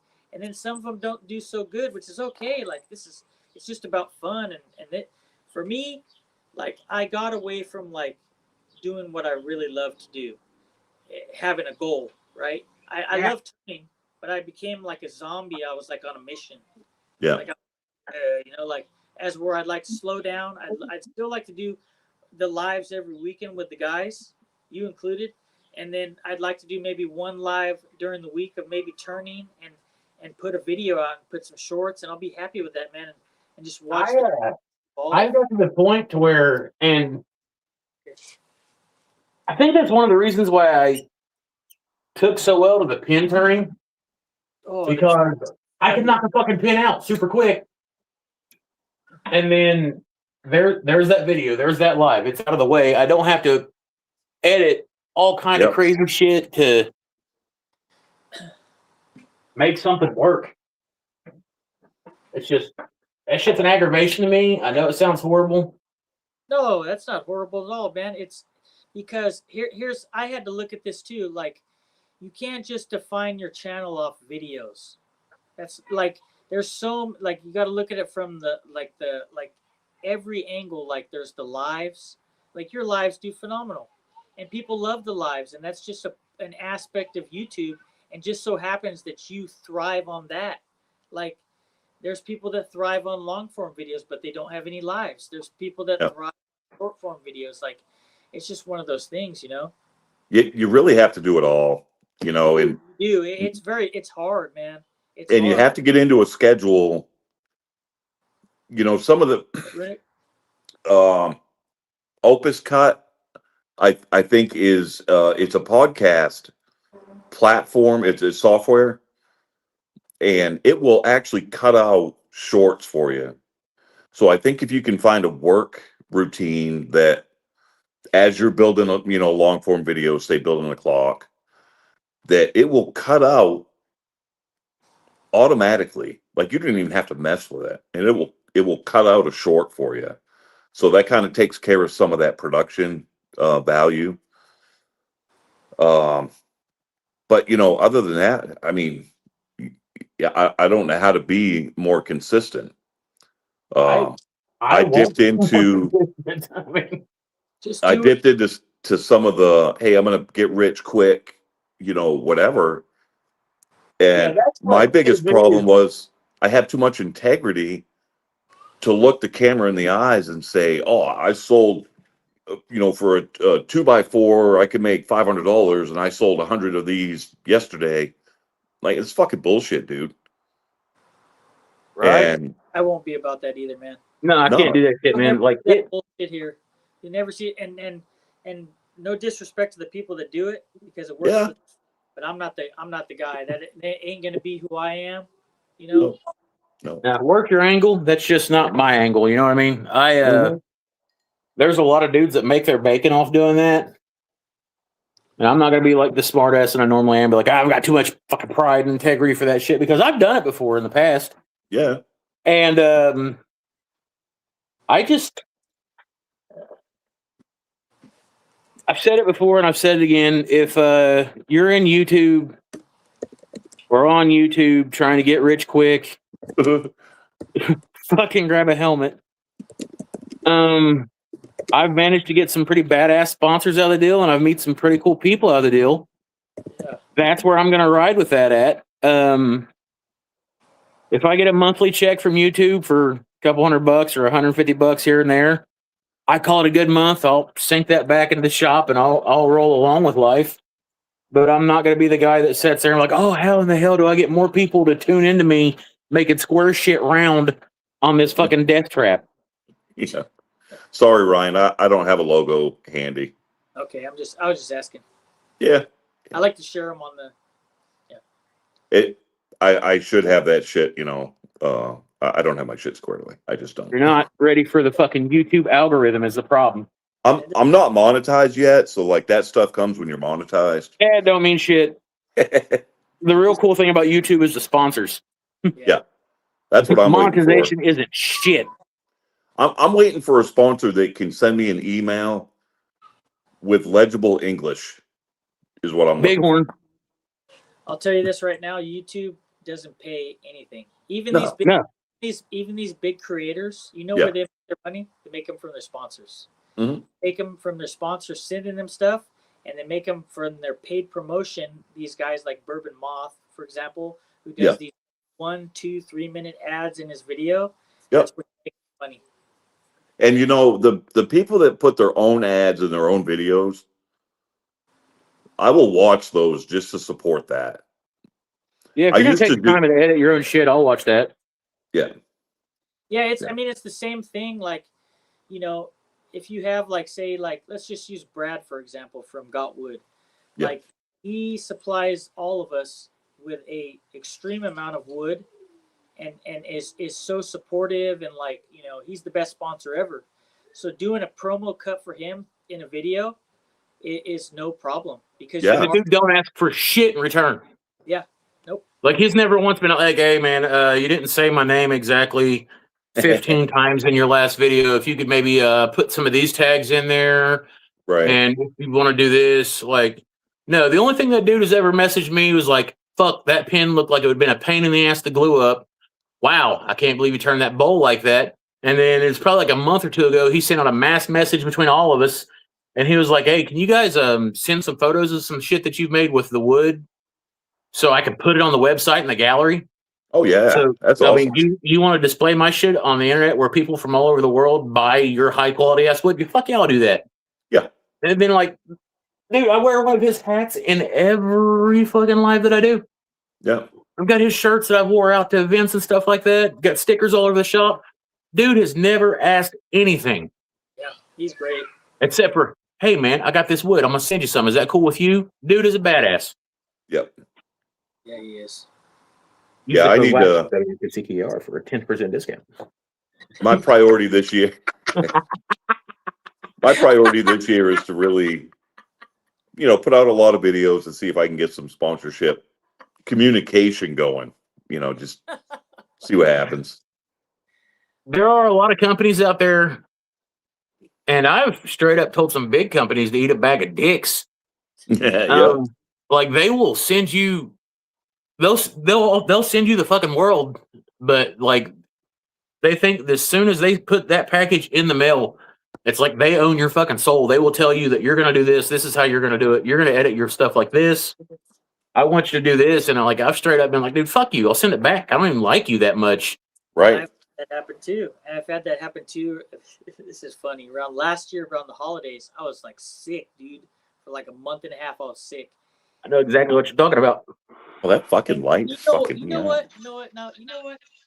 I'm gonna share this story with you guys, and I'm gonna share who the fuck it was. You want to know who it was? It's a company called Resoners. Resoners. Mora. They sent me a What? machine. They sent me a machine, and they sent me an air purifier. And I was very honest with them. I told them, hey, I'm sick. I'll do a small video or like a review when I can. And then the guy was like, oh, okay, that's cool. And then like he sends me an email back. Like a couple days later, he's like, no, that's not going to be good enough. Like you need to get it done. Like we don't give a fuck if you're sick. Like, like total motherfuckers about the deal. and then I told him, I said, you know what? I'll send your stuff back to you. You know, I don't need to be associated with somebody like you. And he's like, no. We want to have you part of the team. And then he sends me another email after that, and he's like, send the stuff back. And I was like, I'll gladly send the stuff back. And he sends me another email, and he's like, no, you keep the stuff. Everything's okay. And I was like, well, good. There, you bipolar fuck. I don't feel good, and I'm not ready for this nonsense. Right. Point being is, like, I was totally honest with him. It was when I was doing my lives, like at the peak of my lives, I was sharing their information, all the codes and all that stuff. And everybody was helping out, like sharing them on the chat, and like mainly Michael, you know, and like I was doing my job as far as getting them out there. Like the lives were doing pretty well. It's just like, you want me, you're giving me shit for not doing a 3-minute review on your shit. You could take your shit and shove it the fuck up your ass. All right. Well, it's Right. like, in order for me to showcase your product, and they got to understand this. One, it's got to be appealing to even fucking view. They send you this thing that looks like a Tupperware shoebox. And I mean, I'm not going to lie. It's fucking phenomenal for pin blanks. If you're going to pour some resin and some shit, fucking toss it in there, walk the dog, come back in an hour and a half, and your deep pour resin in a pin blank, you can fucking turn it. It's great. I will give them that. And I'll stand by that. But what the fuck am I going to do? Run a time-lapse video of an hour and a half of this thing fucking cooking resin? Be like, oh, ding, it does it. Fucking ta-da. No, but in like a video, I'll be like, yeah, I used the Resner's G3 for this. I was able to cure this pin blank in a fucking an hour and a half. I poured it and cured it in less than 2 hours. Yeah. Right. I was like, here's where you can get yours. I mean, fucking, you got a website. Let them look at it, dude. I don't give a shit. Don't expect me to pour out your product for you. I'm waiting for. I'm really holding out for a fence picket company to reach out that I could fucking. They'll sponsor me, and I'm gonna make fence picket shit. No. So I've thought about. I'm gonna take a really nice piece of cherry, and I'm gonna, through editing, I'm gonna feed it into my fucking planer, and it's gonna come out a pressure treated fence picket. Oh, just a moneymaker right there, huh? Oh fuck yeah! You should do a fence picket, and then you should engrave "Who's the Boss" on there. Who's the boss on it? Or the fuck. Did you see his Fuck latest that guy. one? How to make money with sawdust? Hey, I got a way he could do it. He could fill it full of concrete and jam it all on his ass, and then when he fucking killed over from it, it'd be Right. a service. Fuck that guy. Hey, who's the boss? How about fuck you pedophile looking fuck? Right. Motherfucker I'm don't still look like pissed a- off that he fucking beat up Barndo Boy. Yeah, that guy's terrible. That guy's a piece of shit. Man. You can put me on a timeout YouTube for saying that too. That guy's a piece of shit. Like they can put you more of a timeout you already fucking been on. Yeah, exactly. No, the YouTube atmosphere has fucking changed a lot. Yeah, New Roots, he talked shit about Barndo Boy, and Barndo Boy was straight fucking giving him his flowers, and then he wanted to be a fucking dick about it, and then all the Yeah. adults in the room teamed up on that fucking Furby looking prick, and it's just a 3-letter, 4-letter word to say his name around here. Fuck that guy. The YouTube atmosphere has changed. Like, I've noticed that, like, people that were fucking killing it with their long-term videos and stuff like that, it's hit and miss now. Like a couple of, like, Sprague's wood turning, that guy's always just blew it the fuck up on his turning stuff because it's so beautiful, it's so off the wall, and like his numbers are still great, but his numbers have slowly went down a little bit over the past few months. Like, I'm not even going to talk about my fucking numbers, but the guys in the group, like, dude, it was nothing for me to come out here and bang out a live stream, have 250 views on it, and be like, nah, it's a decent Sunday. Yeah. And now if I hit like 100,000 views, I'm like, fuck yeah, we put the work in on that one, boys. But I can remember times not too long ago, I come out here and put an hour's worth of work in, turn a pin, and grab 255, 300,000 views. So it's all changed. I mean, let's face it, chicks farting in jars while wearing bikinis will always be like big shit. So I mean, there's nothing really can compete about that. Just you're not a chick farting in a jar, you know. So you're not going to top those numbers. Woodwork is kind of a niche anyway, so Yeah. you got to be interested in it. Like, luckily enough, with the lathe, like someone sees some shit spinning real fast, and the guy, you know, jamming a chisel into it to make it like not as square. It usually catches their attention for a minute or two. Yeah. But nailing a bunch of fence pickets together and being like, I made this. This is how you can get rich. I think those days are over. We'll see. Yeah. Yeah. We'll Good, see. because the only way I want to fucking see fence pickets from now on is if they're on a fence. Yeah. Right. I'm Yeah. all for people learning, man, and like getting better and stuff like that.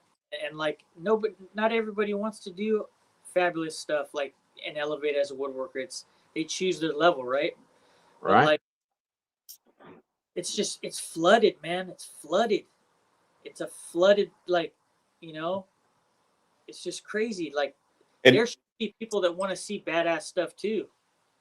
Yeah, I mean, There dude, don't is. get me wrong. Like, if you throw something just off the fucking wall out and you're able to pull it off a fence pickets, like something practical or something that's super fucking useful that hasn't been done a million times,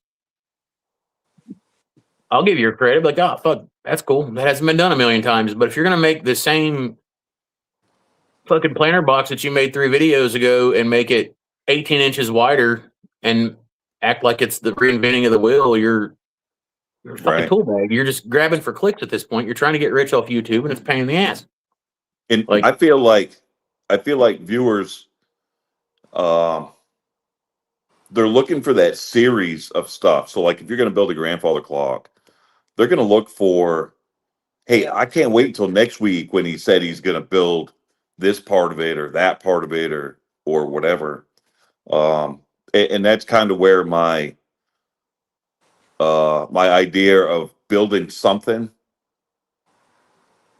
to some kind of point and then shipping that thing to somebody else and not even telling them like, so you know, I'm going to build a, in my mind, it's a whiskey cabinet. I'm only going to get a third of the way done. I'm not even going to tell people what it is. I'm going to ship it to somebody, not tell them what my vision was, and see where they go with it. So that whiskey cabinet turns into, I don't know, a fucking baby grand piano, right?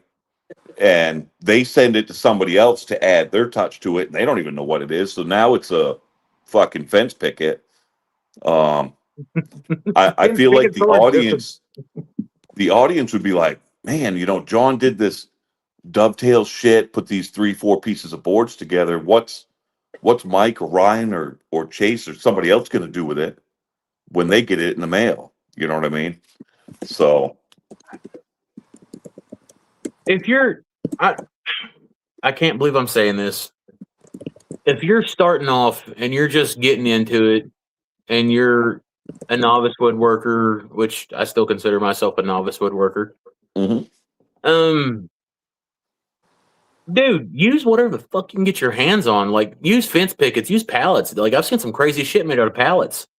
Yeah. But if you got the audacity and the fucking King Kong sized ball bag to fucking step on here and call yourself like an expert woodworker, you know, whatever.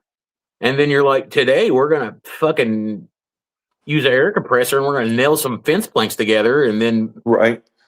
yeah, I that's how it's looked. going to go. No, fuck you, dude. That's not how we're going to do it. Take some exotic ass shit. Take some woods that aren't supposed to be growing on the same fucking continent together.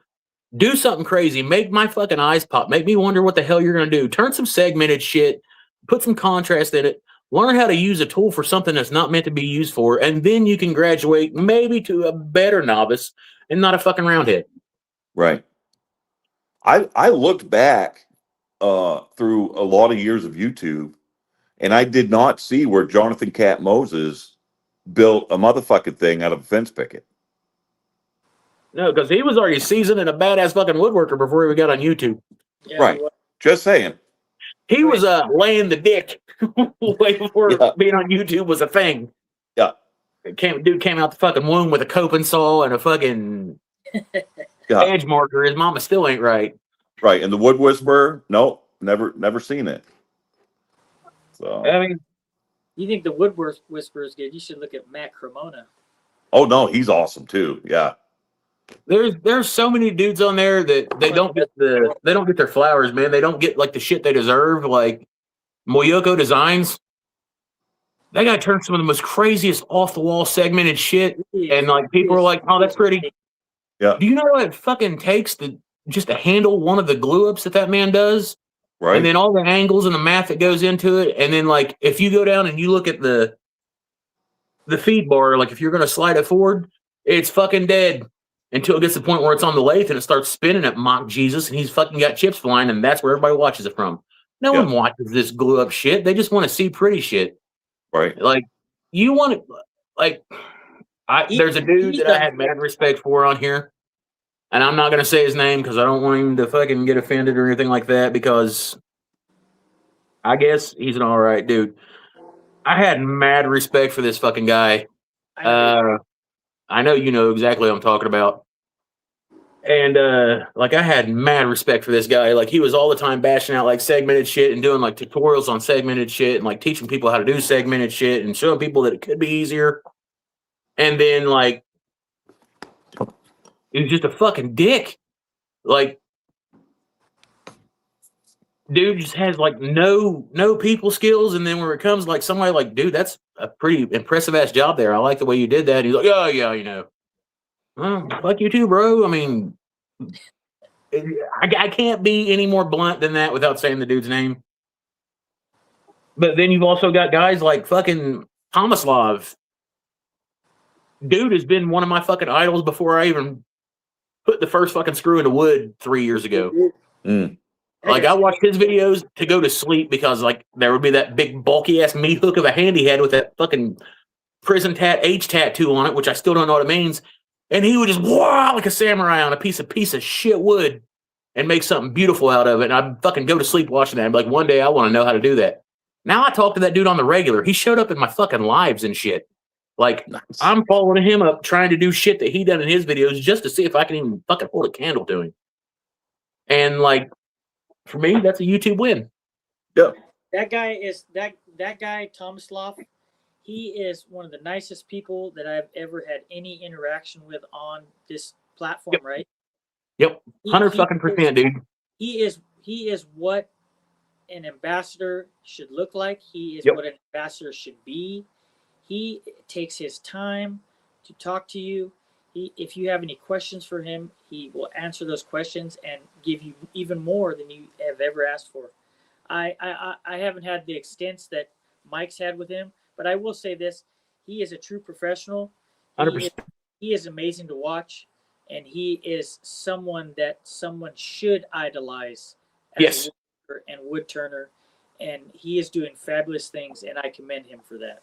I'm not just saying this because like I talk to the dude every once in a while. He's a good dude. The dude is a fucking straight up G. He dropped that fucking ball video, like the puzzle ball, and that thing it's complex as hell. I mean, it's precision work and it's hard. You're turning a fucking sphere, and then you're figuring out how to build a box with a lid inside the sphere with the push button, and you're trying to make everything seal up and be hideable. And I watched that video probably 8-9 times. I've got the instructions, the steps written the fuck down. I messaged him. And I was like, dude, I'm going to try it. I'm going to try it live. I've never built one before, but I'm going to try it. I don't even think I've ever made a sphere, let alone try this shit live. And it was like, as soon as he got to his phone their time, because he lives on the other side of the fucking world, he messaged me. He's like, good luck. I'll be waiting your results. And then like, I made it. I mean, it wasn't nowhere near perfect. It fucking worked. But I sent him a message of it, and it was like later that night, he's like, very good, my friend. Not bad for your first one. Precision is in the details. Let me know when you make your second. I'm like, what the fuck, dude? Like, Nice. You couldn't fucking beg people to fucking talk to you like that. Like, he didn't have to like stroke my ego and be like, oh, that was a great job, you fucking fat-headed prick. No, he was just like, this is how you do it. This is how you do it better. I like that. Congratulations on your first run. Like, that's the kind of support shit that you need in the community. Not like, I really like the way that you fucking glue those fence packets together to make them A barbecue holder. No one cares. Well, and it's because that guy remembers probably what his first one or two or three when he tried that, what they looked Yep. like. You know, some of these people, they don't remember what their first fucking projects look like. I bought mine back from a lady. You did? I bought. Keep that bitch right beside me. Cool, man. That's where I started. That's cool, dude. That's where I'm at now. Sometimes I go back and watch my old videos of the Frankenlathe where I'm fucking spinning shit at Mock Jesus because that's the only speed it had. And Jeff was in the comments. And back when I really didn't know Jeff that much, and he's like, I'd say you're going about a good 3,200 RPMs on a bull gouge. No idea what any of the SKU's done, nothing like that. And I was like, fuck, people like this. I should probably learn how to do it so I don't kill myself. Yeah. And then through like the community and stuff like that, and like, I'm the type of dude, I'll learn shit from anybody. And I say this with the utmost respect because I know you're in here. The Shoops, I pop in their lives and I learn shit from them. Oh yeah. They'll say that they learn shit from watching me and fucking Ryan and Jeff and everybody turning like that. I pop in there, I watch them. Like they're starting out, but I'm telling you right now, fucking Billy Shoop, he can fucking sand the shit out of something and put a finish on a piece of wood that I wouldn't even fuck with. Yeah. And he'll put a mirror finish on it. I don't know how he does it. He's got the patience of a saint. He can do it though. I'm going to tell you, when everybody first started turning, I got my lathe from Harbor Freight. You bought the red one, you dick. Yeah, that's a good lathe. I did. Man. And I turned some stuff, right? Just to get used to it. And I was like, man, I can actually make some shit. And I set up my cameras. Like, I think I actually did a video, maybe a live. And I set up like 3 camera angle views and whatever. And I was like, all right, I'm going to go live. And I was like, I've got nothing to add to this conversation. All these people that are, I was like, unless I just intentionally fucking create a couple of good grabs and, impale myself, this video is going to go to shit because I have nothing to add. I'm learning from all these videos, and I never did another one. But it was fucking weird, man, because like I remember playing this day. I popped into live one morning, like I woke up and I was like, wondering what's going on YouTube because I couldn't sleep. And I rolled over and like picked up my phone, and there was Ryan's goofy ass sitting on the fucking floor with a grizzly lathe, like taking a shit in the Afghan desert. Just I was tearing the fuck out of a piece of metal or wood, and I was like, "Ah, goddamn, boy's on it." Yep. I'm gonna fucking try that. I looked at his numbers, and he got like fucking 8,000 views on it, and I was like, "No fucking way, dude!" This is back when Ryan had like what 6,000-7,000 subscribers. Yeah, like back in the early fucking days. And I was like, "Fuck it, I'm gonna try it." So I walled up the fucking shack, chopped up a fucking big ass chunk of a log, and just jammed it on the fucking thing. And I turned it, and like I popped like I think it was like 9,000-10,000 views on that first one. I was like, "Holy fuck!" Oh yeah, we're on to something. Yep. So we started talking to Timber. Dave bought him a lathe. Everybody's buying lathes. We got Jeff's ass in it so we could like watch Jeff and learn because Jeff knows his shit. He was the only real wood turner out of all of us at the time. I still have a couple of big blanks I've got to do. I'm just scared of them. Don't be scared. Scared, go to church. they're fun. Turning is so fun, man. It's like It is. it's relaxing. And It is so relaxing. And it's And- really fun to watch too. And now everybody and their fucking brother is turning. I had this thing, which was some spalted maple. Probably can't see the spalting on that. And it had a big chunk fucking taken out of it already. And I was like, I wonder if I could turn around that. And, Fucking sure. turn around. Yeah, I was just real gentle, when I came up to this, to the end, and let it turn out to what it's going to be. Let it rip out whatever it's going to fucking rip out, and it's a perfect pen holder. I mean, I think once you accept the fact that fuck, yeah, man, this could probably hurt if this goes off here real good. And then, like, you just brace yourself for it. Like, Yeah. the sketchy thing's not really a factor. Like, I won't ever turn sketchy shit when my kids are in here, anything Yeah. like that. But if it's just me, and I'm thinking that whatever hits me, I might be able to crawl out the door and, like, scream for an ambulance so, like, my wife can Yeah. call for me or something like that. It's fucking So- done. Like, I about tore my finger off with a fucking grinding stone in here the other day. As I was filling up with super glue, my wife was running. She's like, "I seen it. Let me fix it." So the best protective gear that I have in my shop is that fucking face shield, right? For the I lathe. got my trend hood that Uncle Moyak sent me after he seen that piece of walnut fly off and bust my face open on live. Yeah. And I just got my battery back for it, so I'm pretty excited about that. Do you know what I wore when my pipe fucking exploded? Let me just say, my fucking face shield has seen some shit or two. Literally. Literally. Dude, when I first started turning, everybody was roasting me about get a mask, get a mask. Sawdust is dangerous. Like the fucking off-centered piece of oak that I was turning out of a 300-year-old fucking barn wedding. I was turning in an old fucking Seaburn gas mask with a visor on it. It's just fuck it, let's roll. That's all I had, you know. Smoking myself out. It's like, oh, goddamn, I'm getting dizzy. I got to breathe in a minute. Yeah. But I mean, I've came a long way. I mean, everybody's came a long way. Obviously, like having a fucking shop built is pretty big. But like up until 3 weeks ago, man, like I was sharpening fucking skews with stones and sandpaper, and then Yep. That's how I found a sharpen crack. mine and my chisels. I mean, Dude, I found a crackhead at fucking Speedway, and I got to looking around, and I was like, "That's a fucking Rikon slow speed." And then it had like all the like a full on Wolverine setup with it. And I was like, "What you got to have on that?" And he's like, 25. And I was like, "No, no, no." And I ended up walking away with that and the jigs for like $20. And then he gave me the promise that it wasn't stolen. no. Yeah. So like it's mounted up here. I'm still learning how to use it, but Thomas Live's got videos for that too, by God. Yep. That's Yeah. cool. I just sharpened my chisels the other day. Piece of sandpaper. I need to get the proper shit in this fucking shop. You know what I mean? Dude, I've amassed a collection of SKUs. Like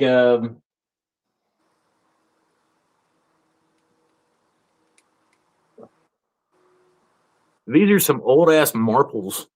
Ooh, That's nice. Like, yeah, I got the full fucking set of them, dude. I got the full set of the Marvel SKUs, plus that set of Craftsman SKUs up there, which is perfect for pins, wooden pins, for a rollerball pin and $20. Wow. And I was like, yeah, let's do it, man. Yeah. Like like I said, I mean, I've expanded on everything in my shop except for my lathe. And Find by Tools was super cool. They sent me this lathe. This thing's still a powerhouse. But I want to up my game to where I can turn some bigger shit. And on the low end, it's going to cost me about $1,000. On the high end, it's going to cost me about $2,000. Yeah. It's worth it. Definitely worth it if you want to, turn bigger stuff. They could shut down fucking YouTube tomorrow, and I'm not going to stop turning. Like, that's one of the things that separates it from a lot of people. A lot of people just get on here and turn the same shit over and over again because they want people to see them on YouTube. They want that YouTube notoriety of like, oh, you're one of the guys that turn stuff. Like, no, you could literally destroy social media tomorrow, and I would still come out to my shop and turn stuff because it ultimately helps me keep my fucking noggin right. So that's me right there. I could take a 4x4 fence post. Let's upgrade from picket to go to a fence post. I can turn that thing into a toothpick, and the whole time I'm getting my mind right. Yeah, like that's the depression thing. I don't. Yeah. It's not for like the clicks and views and shit anymore. Like we have cool conversations in my in my lives, and like I said, I've met a lot of cool people and shit like that. I do like to throw out shorts or videos and shorts and stuff like that for my sponsors. I've got a couple sponsors that really take care of me. Brad being one of them from Gotwood we talked about earlier, and the dudes from Strong Ink. Like they hook me up, man. Like every month I get an email and be like, "Yo, what do you want this month? We'll send it." And like I get fucking anywhere from 15 to 25 like high end pin kits from them. And like they don't ask for nothing, just like tag them in the shorts. How many subs do you have Say their now? shit. Who, me? Yeah. I still ain't broke 7K yet, man. No, yeah. I'm right there with you. I'm at 2K. I pick up like I've been at 5 a day. 6K in the 6K area for the better part of a year. And like I'm sure that I could do things to up that. Like I'm sure they're out there, but like I'm also a dad of 3 kids. They're all in like athletics and shit like that. Like my wife works crazy hours. I work 7 to 3. So anytime that I get to spend with them or go to their games and shit like that, I'm Oh, doing yeah. that.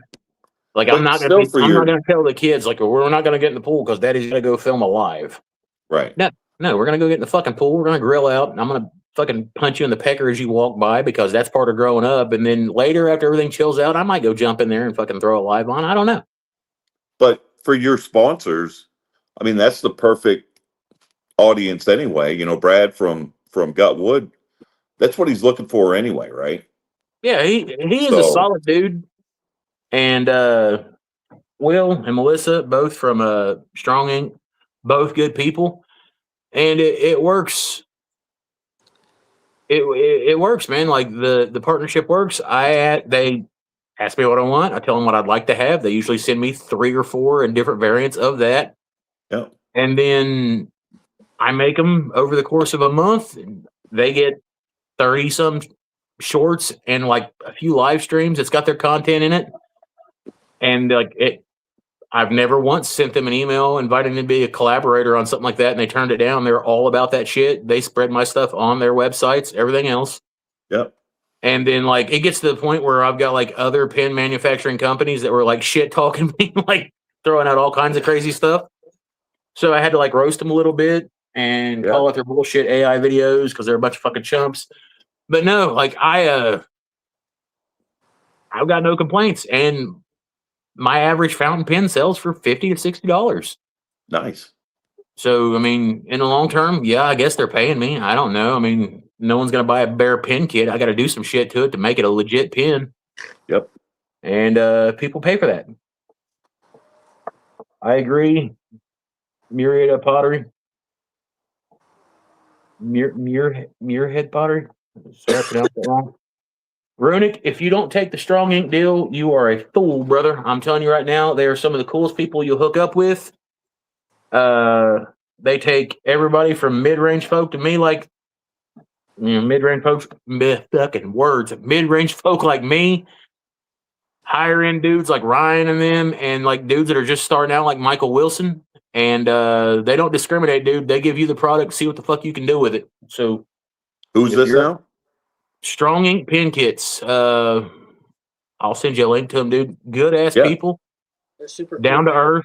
I They haven't don't ask for no crazy shit like that. Be like, hey, what do you like turning? They don't just make pins. I mean, they make like some jewelry shit. They make some pepper grinders, all kinds of stuff like that. Cigar cutters. They make everything. But like, I fell in love with their pins when we started. Everybody was cranking out these fucking pins.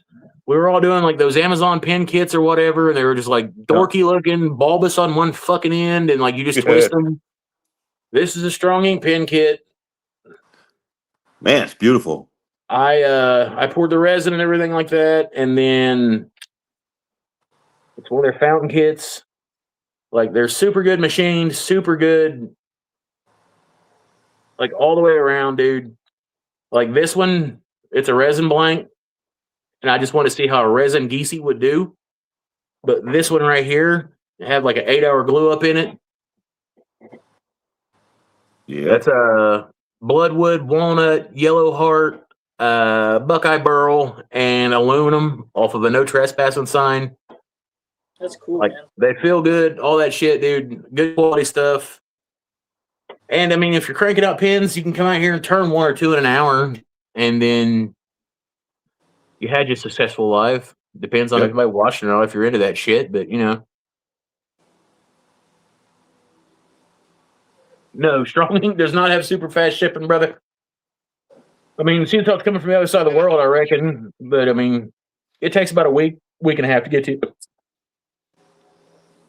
But their prices are ain't nobody gonna beat the prices. I don't give a shit who you try to get to them. Their prices are phenomenal. And shameless plug here: if you go to buy some shit from them, which you totally should, in your checkout notes, if you'll put in the Whack and Shack, they'll hook you up with like a free gift and all that stuff. When the free gift is like 10 of the velvet bags for your fountain pens and stuff like that to keep them from getting scratched up, shit like that. Nice. They launched that on me the other day and asked me if I would like kind of throw that out whenever I was talking to them. Doesn't matter if you spend $10 or $100, they'll hook you up with 10 of them. No, shipping's not real bad. See tell where it's coming from, but I mean, you're not going to get it the next day, so just keep that in mind. Johnny's also sponsored by him as well. Yeah, so like they take care of you, man. Like I've got people asking me to make fountain pens and rollerball pens left, right, fucking crooked, man. So that's kind of a thing now. And fucking Michael Wilson and Uncle Moyock, turn pins, guys, you'll love it. Dicks. Yeah,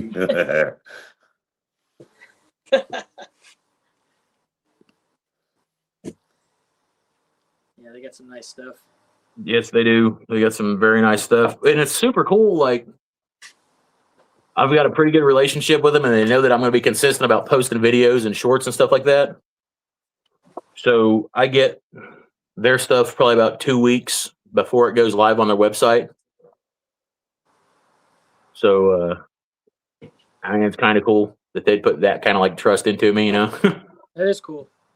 Yeah, like I've got their new their gentleman pins and their gentleman junior pins that haven't came out yet. I'm gonna probably turn a couple of those this weekend.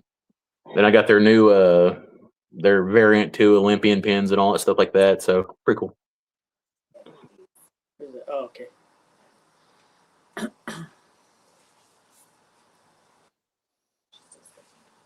Well, Cedar Point, if you get on there, they have that shit too. I'm actually trying to get away from turning on a mandrel, believe it or not. Thank you. I agree. They are awesome. Yeah, I'm trying to get away from turning on a mandrel so much. I want to turn between centers. I've actually been reading a lot. I've bought a couple books. Believe it or not, I can read. You got all kinds of extra time when you're not fucking eating all the time. It's crazy. I bought a couple books on some segmented shit, and I bought a couple books on some pin making stuff. I'm building a small Turner's library. I think Jeff would be proud of that. And my next thing is I want to do like a crazy segmented pin, but I want to do it super clean, where the just looks like the wood's homogeneous and all that shit like that. So That's cool. So if you're doing that, how do you get the hole up through the middle if you're not using a mandrel? I take my blank, I put it between these pin jaws right here. Yep. Small 4 jaws, lock it down center, and then I'll put my Jacob's chuck in here with my bit, drill it out. The way I can insert the brass bushing or the brass tube. And then they sell these bushing kits, and they're labeled for the style pin you're doing. And they just slide tightly into that brass tube. And I've outfitted a piece for my head and my tailstock that will lock into those and keep them center. And I just turn each segment of the pin by itself. I think you get a better fit that way without worrying about like the mandrel drift or the wobbling or anything like that. Right, yeah. So I bought a Rockler set, and I get quite a bit of drift on it. If I'm trying to work it too hard, it I don't get the best fit. So I don't know if you can see, that's the kit I bought. Things to look for in a actual pin kit. I've seen a couple of different ones. You want a flat piece that goes into your headstock, Yep. and then they make them where they got like this little brass knob that twists on the threads on the end of it. I don't Right. like those. Get one of these. They're a little bit more. This is a mandrel saver, Mm-hmm. and it keeps you from over tightening that brass wheel nut and flexing it, because this just lets it it's hollow, so you can slide all the way through, so it's just tension in the line of the bearings. It kind of saves you a little bit. Nice. I hear the popo in somebody's neighborhood. That's mine. Somewhere. Streets of Compton. Well, all right. So it's 10:15 here. I'm gonna have to do the old man thing and get off. That's cool. We can wrap it up, man. We'll grab some dinner. Yeah, it was good hanging out, guys. Yeah, it was fun. Fuck you guys. We had to do it again. Yeah, sure. I think I'll hang out with y'all again. Maybe, I don't know. What's up, Jeff? We were just talking about you old codger. Yeah, we were actually gonna go. We were gonna go earlier, but I was having some difficulties today with my iPad. His erection. Anyway, thanks everybody for hanging out on this Saturday night. Appreciate you all. It's been a blast. Yep. For having Been a Mike good time. on. Go I'm check glad out you guys are alive. Zach and John up north. They have some fabulous channels as well. I don't know if you're going live tomorrow. Are you going live, Mike? What is tomorrow? Sunday? Yeah, I'll probably go live tomorrow at some point. Dude, I'm on summer break. There's not even days anymore. It's just sunups and sundowns. I'm not even being a dick. I know that I got to go to the gym in the morning and get a hellacious workout in. I didn't go today. Wasn't feeling that great.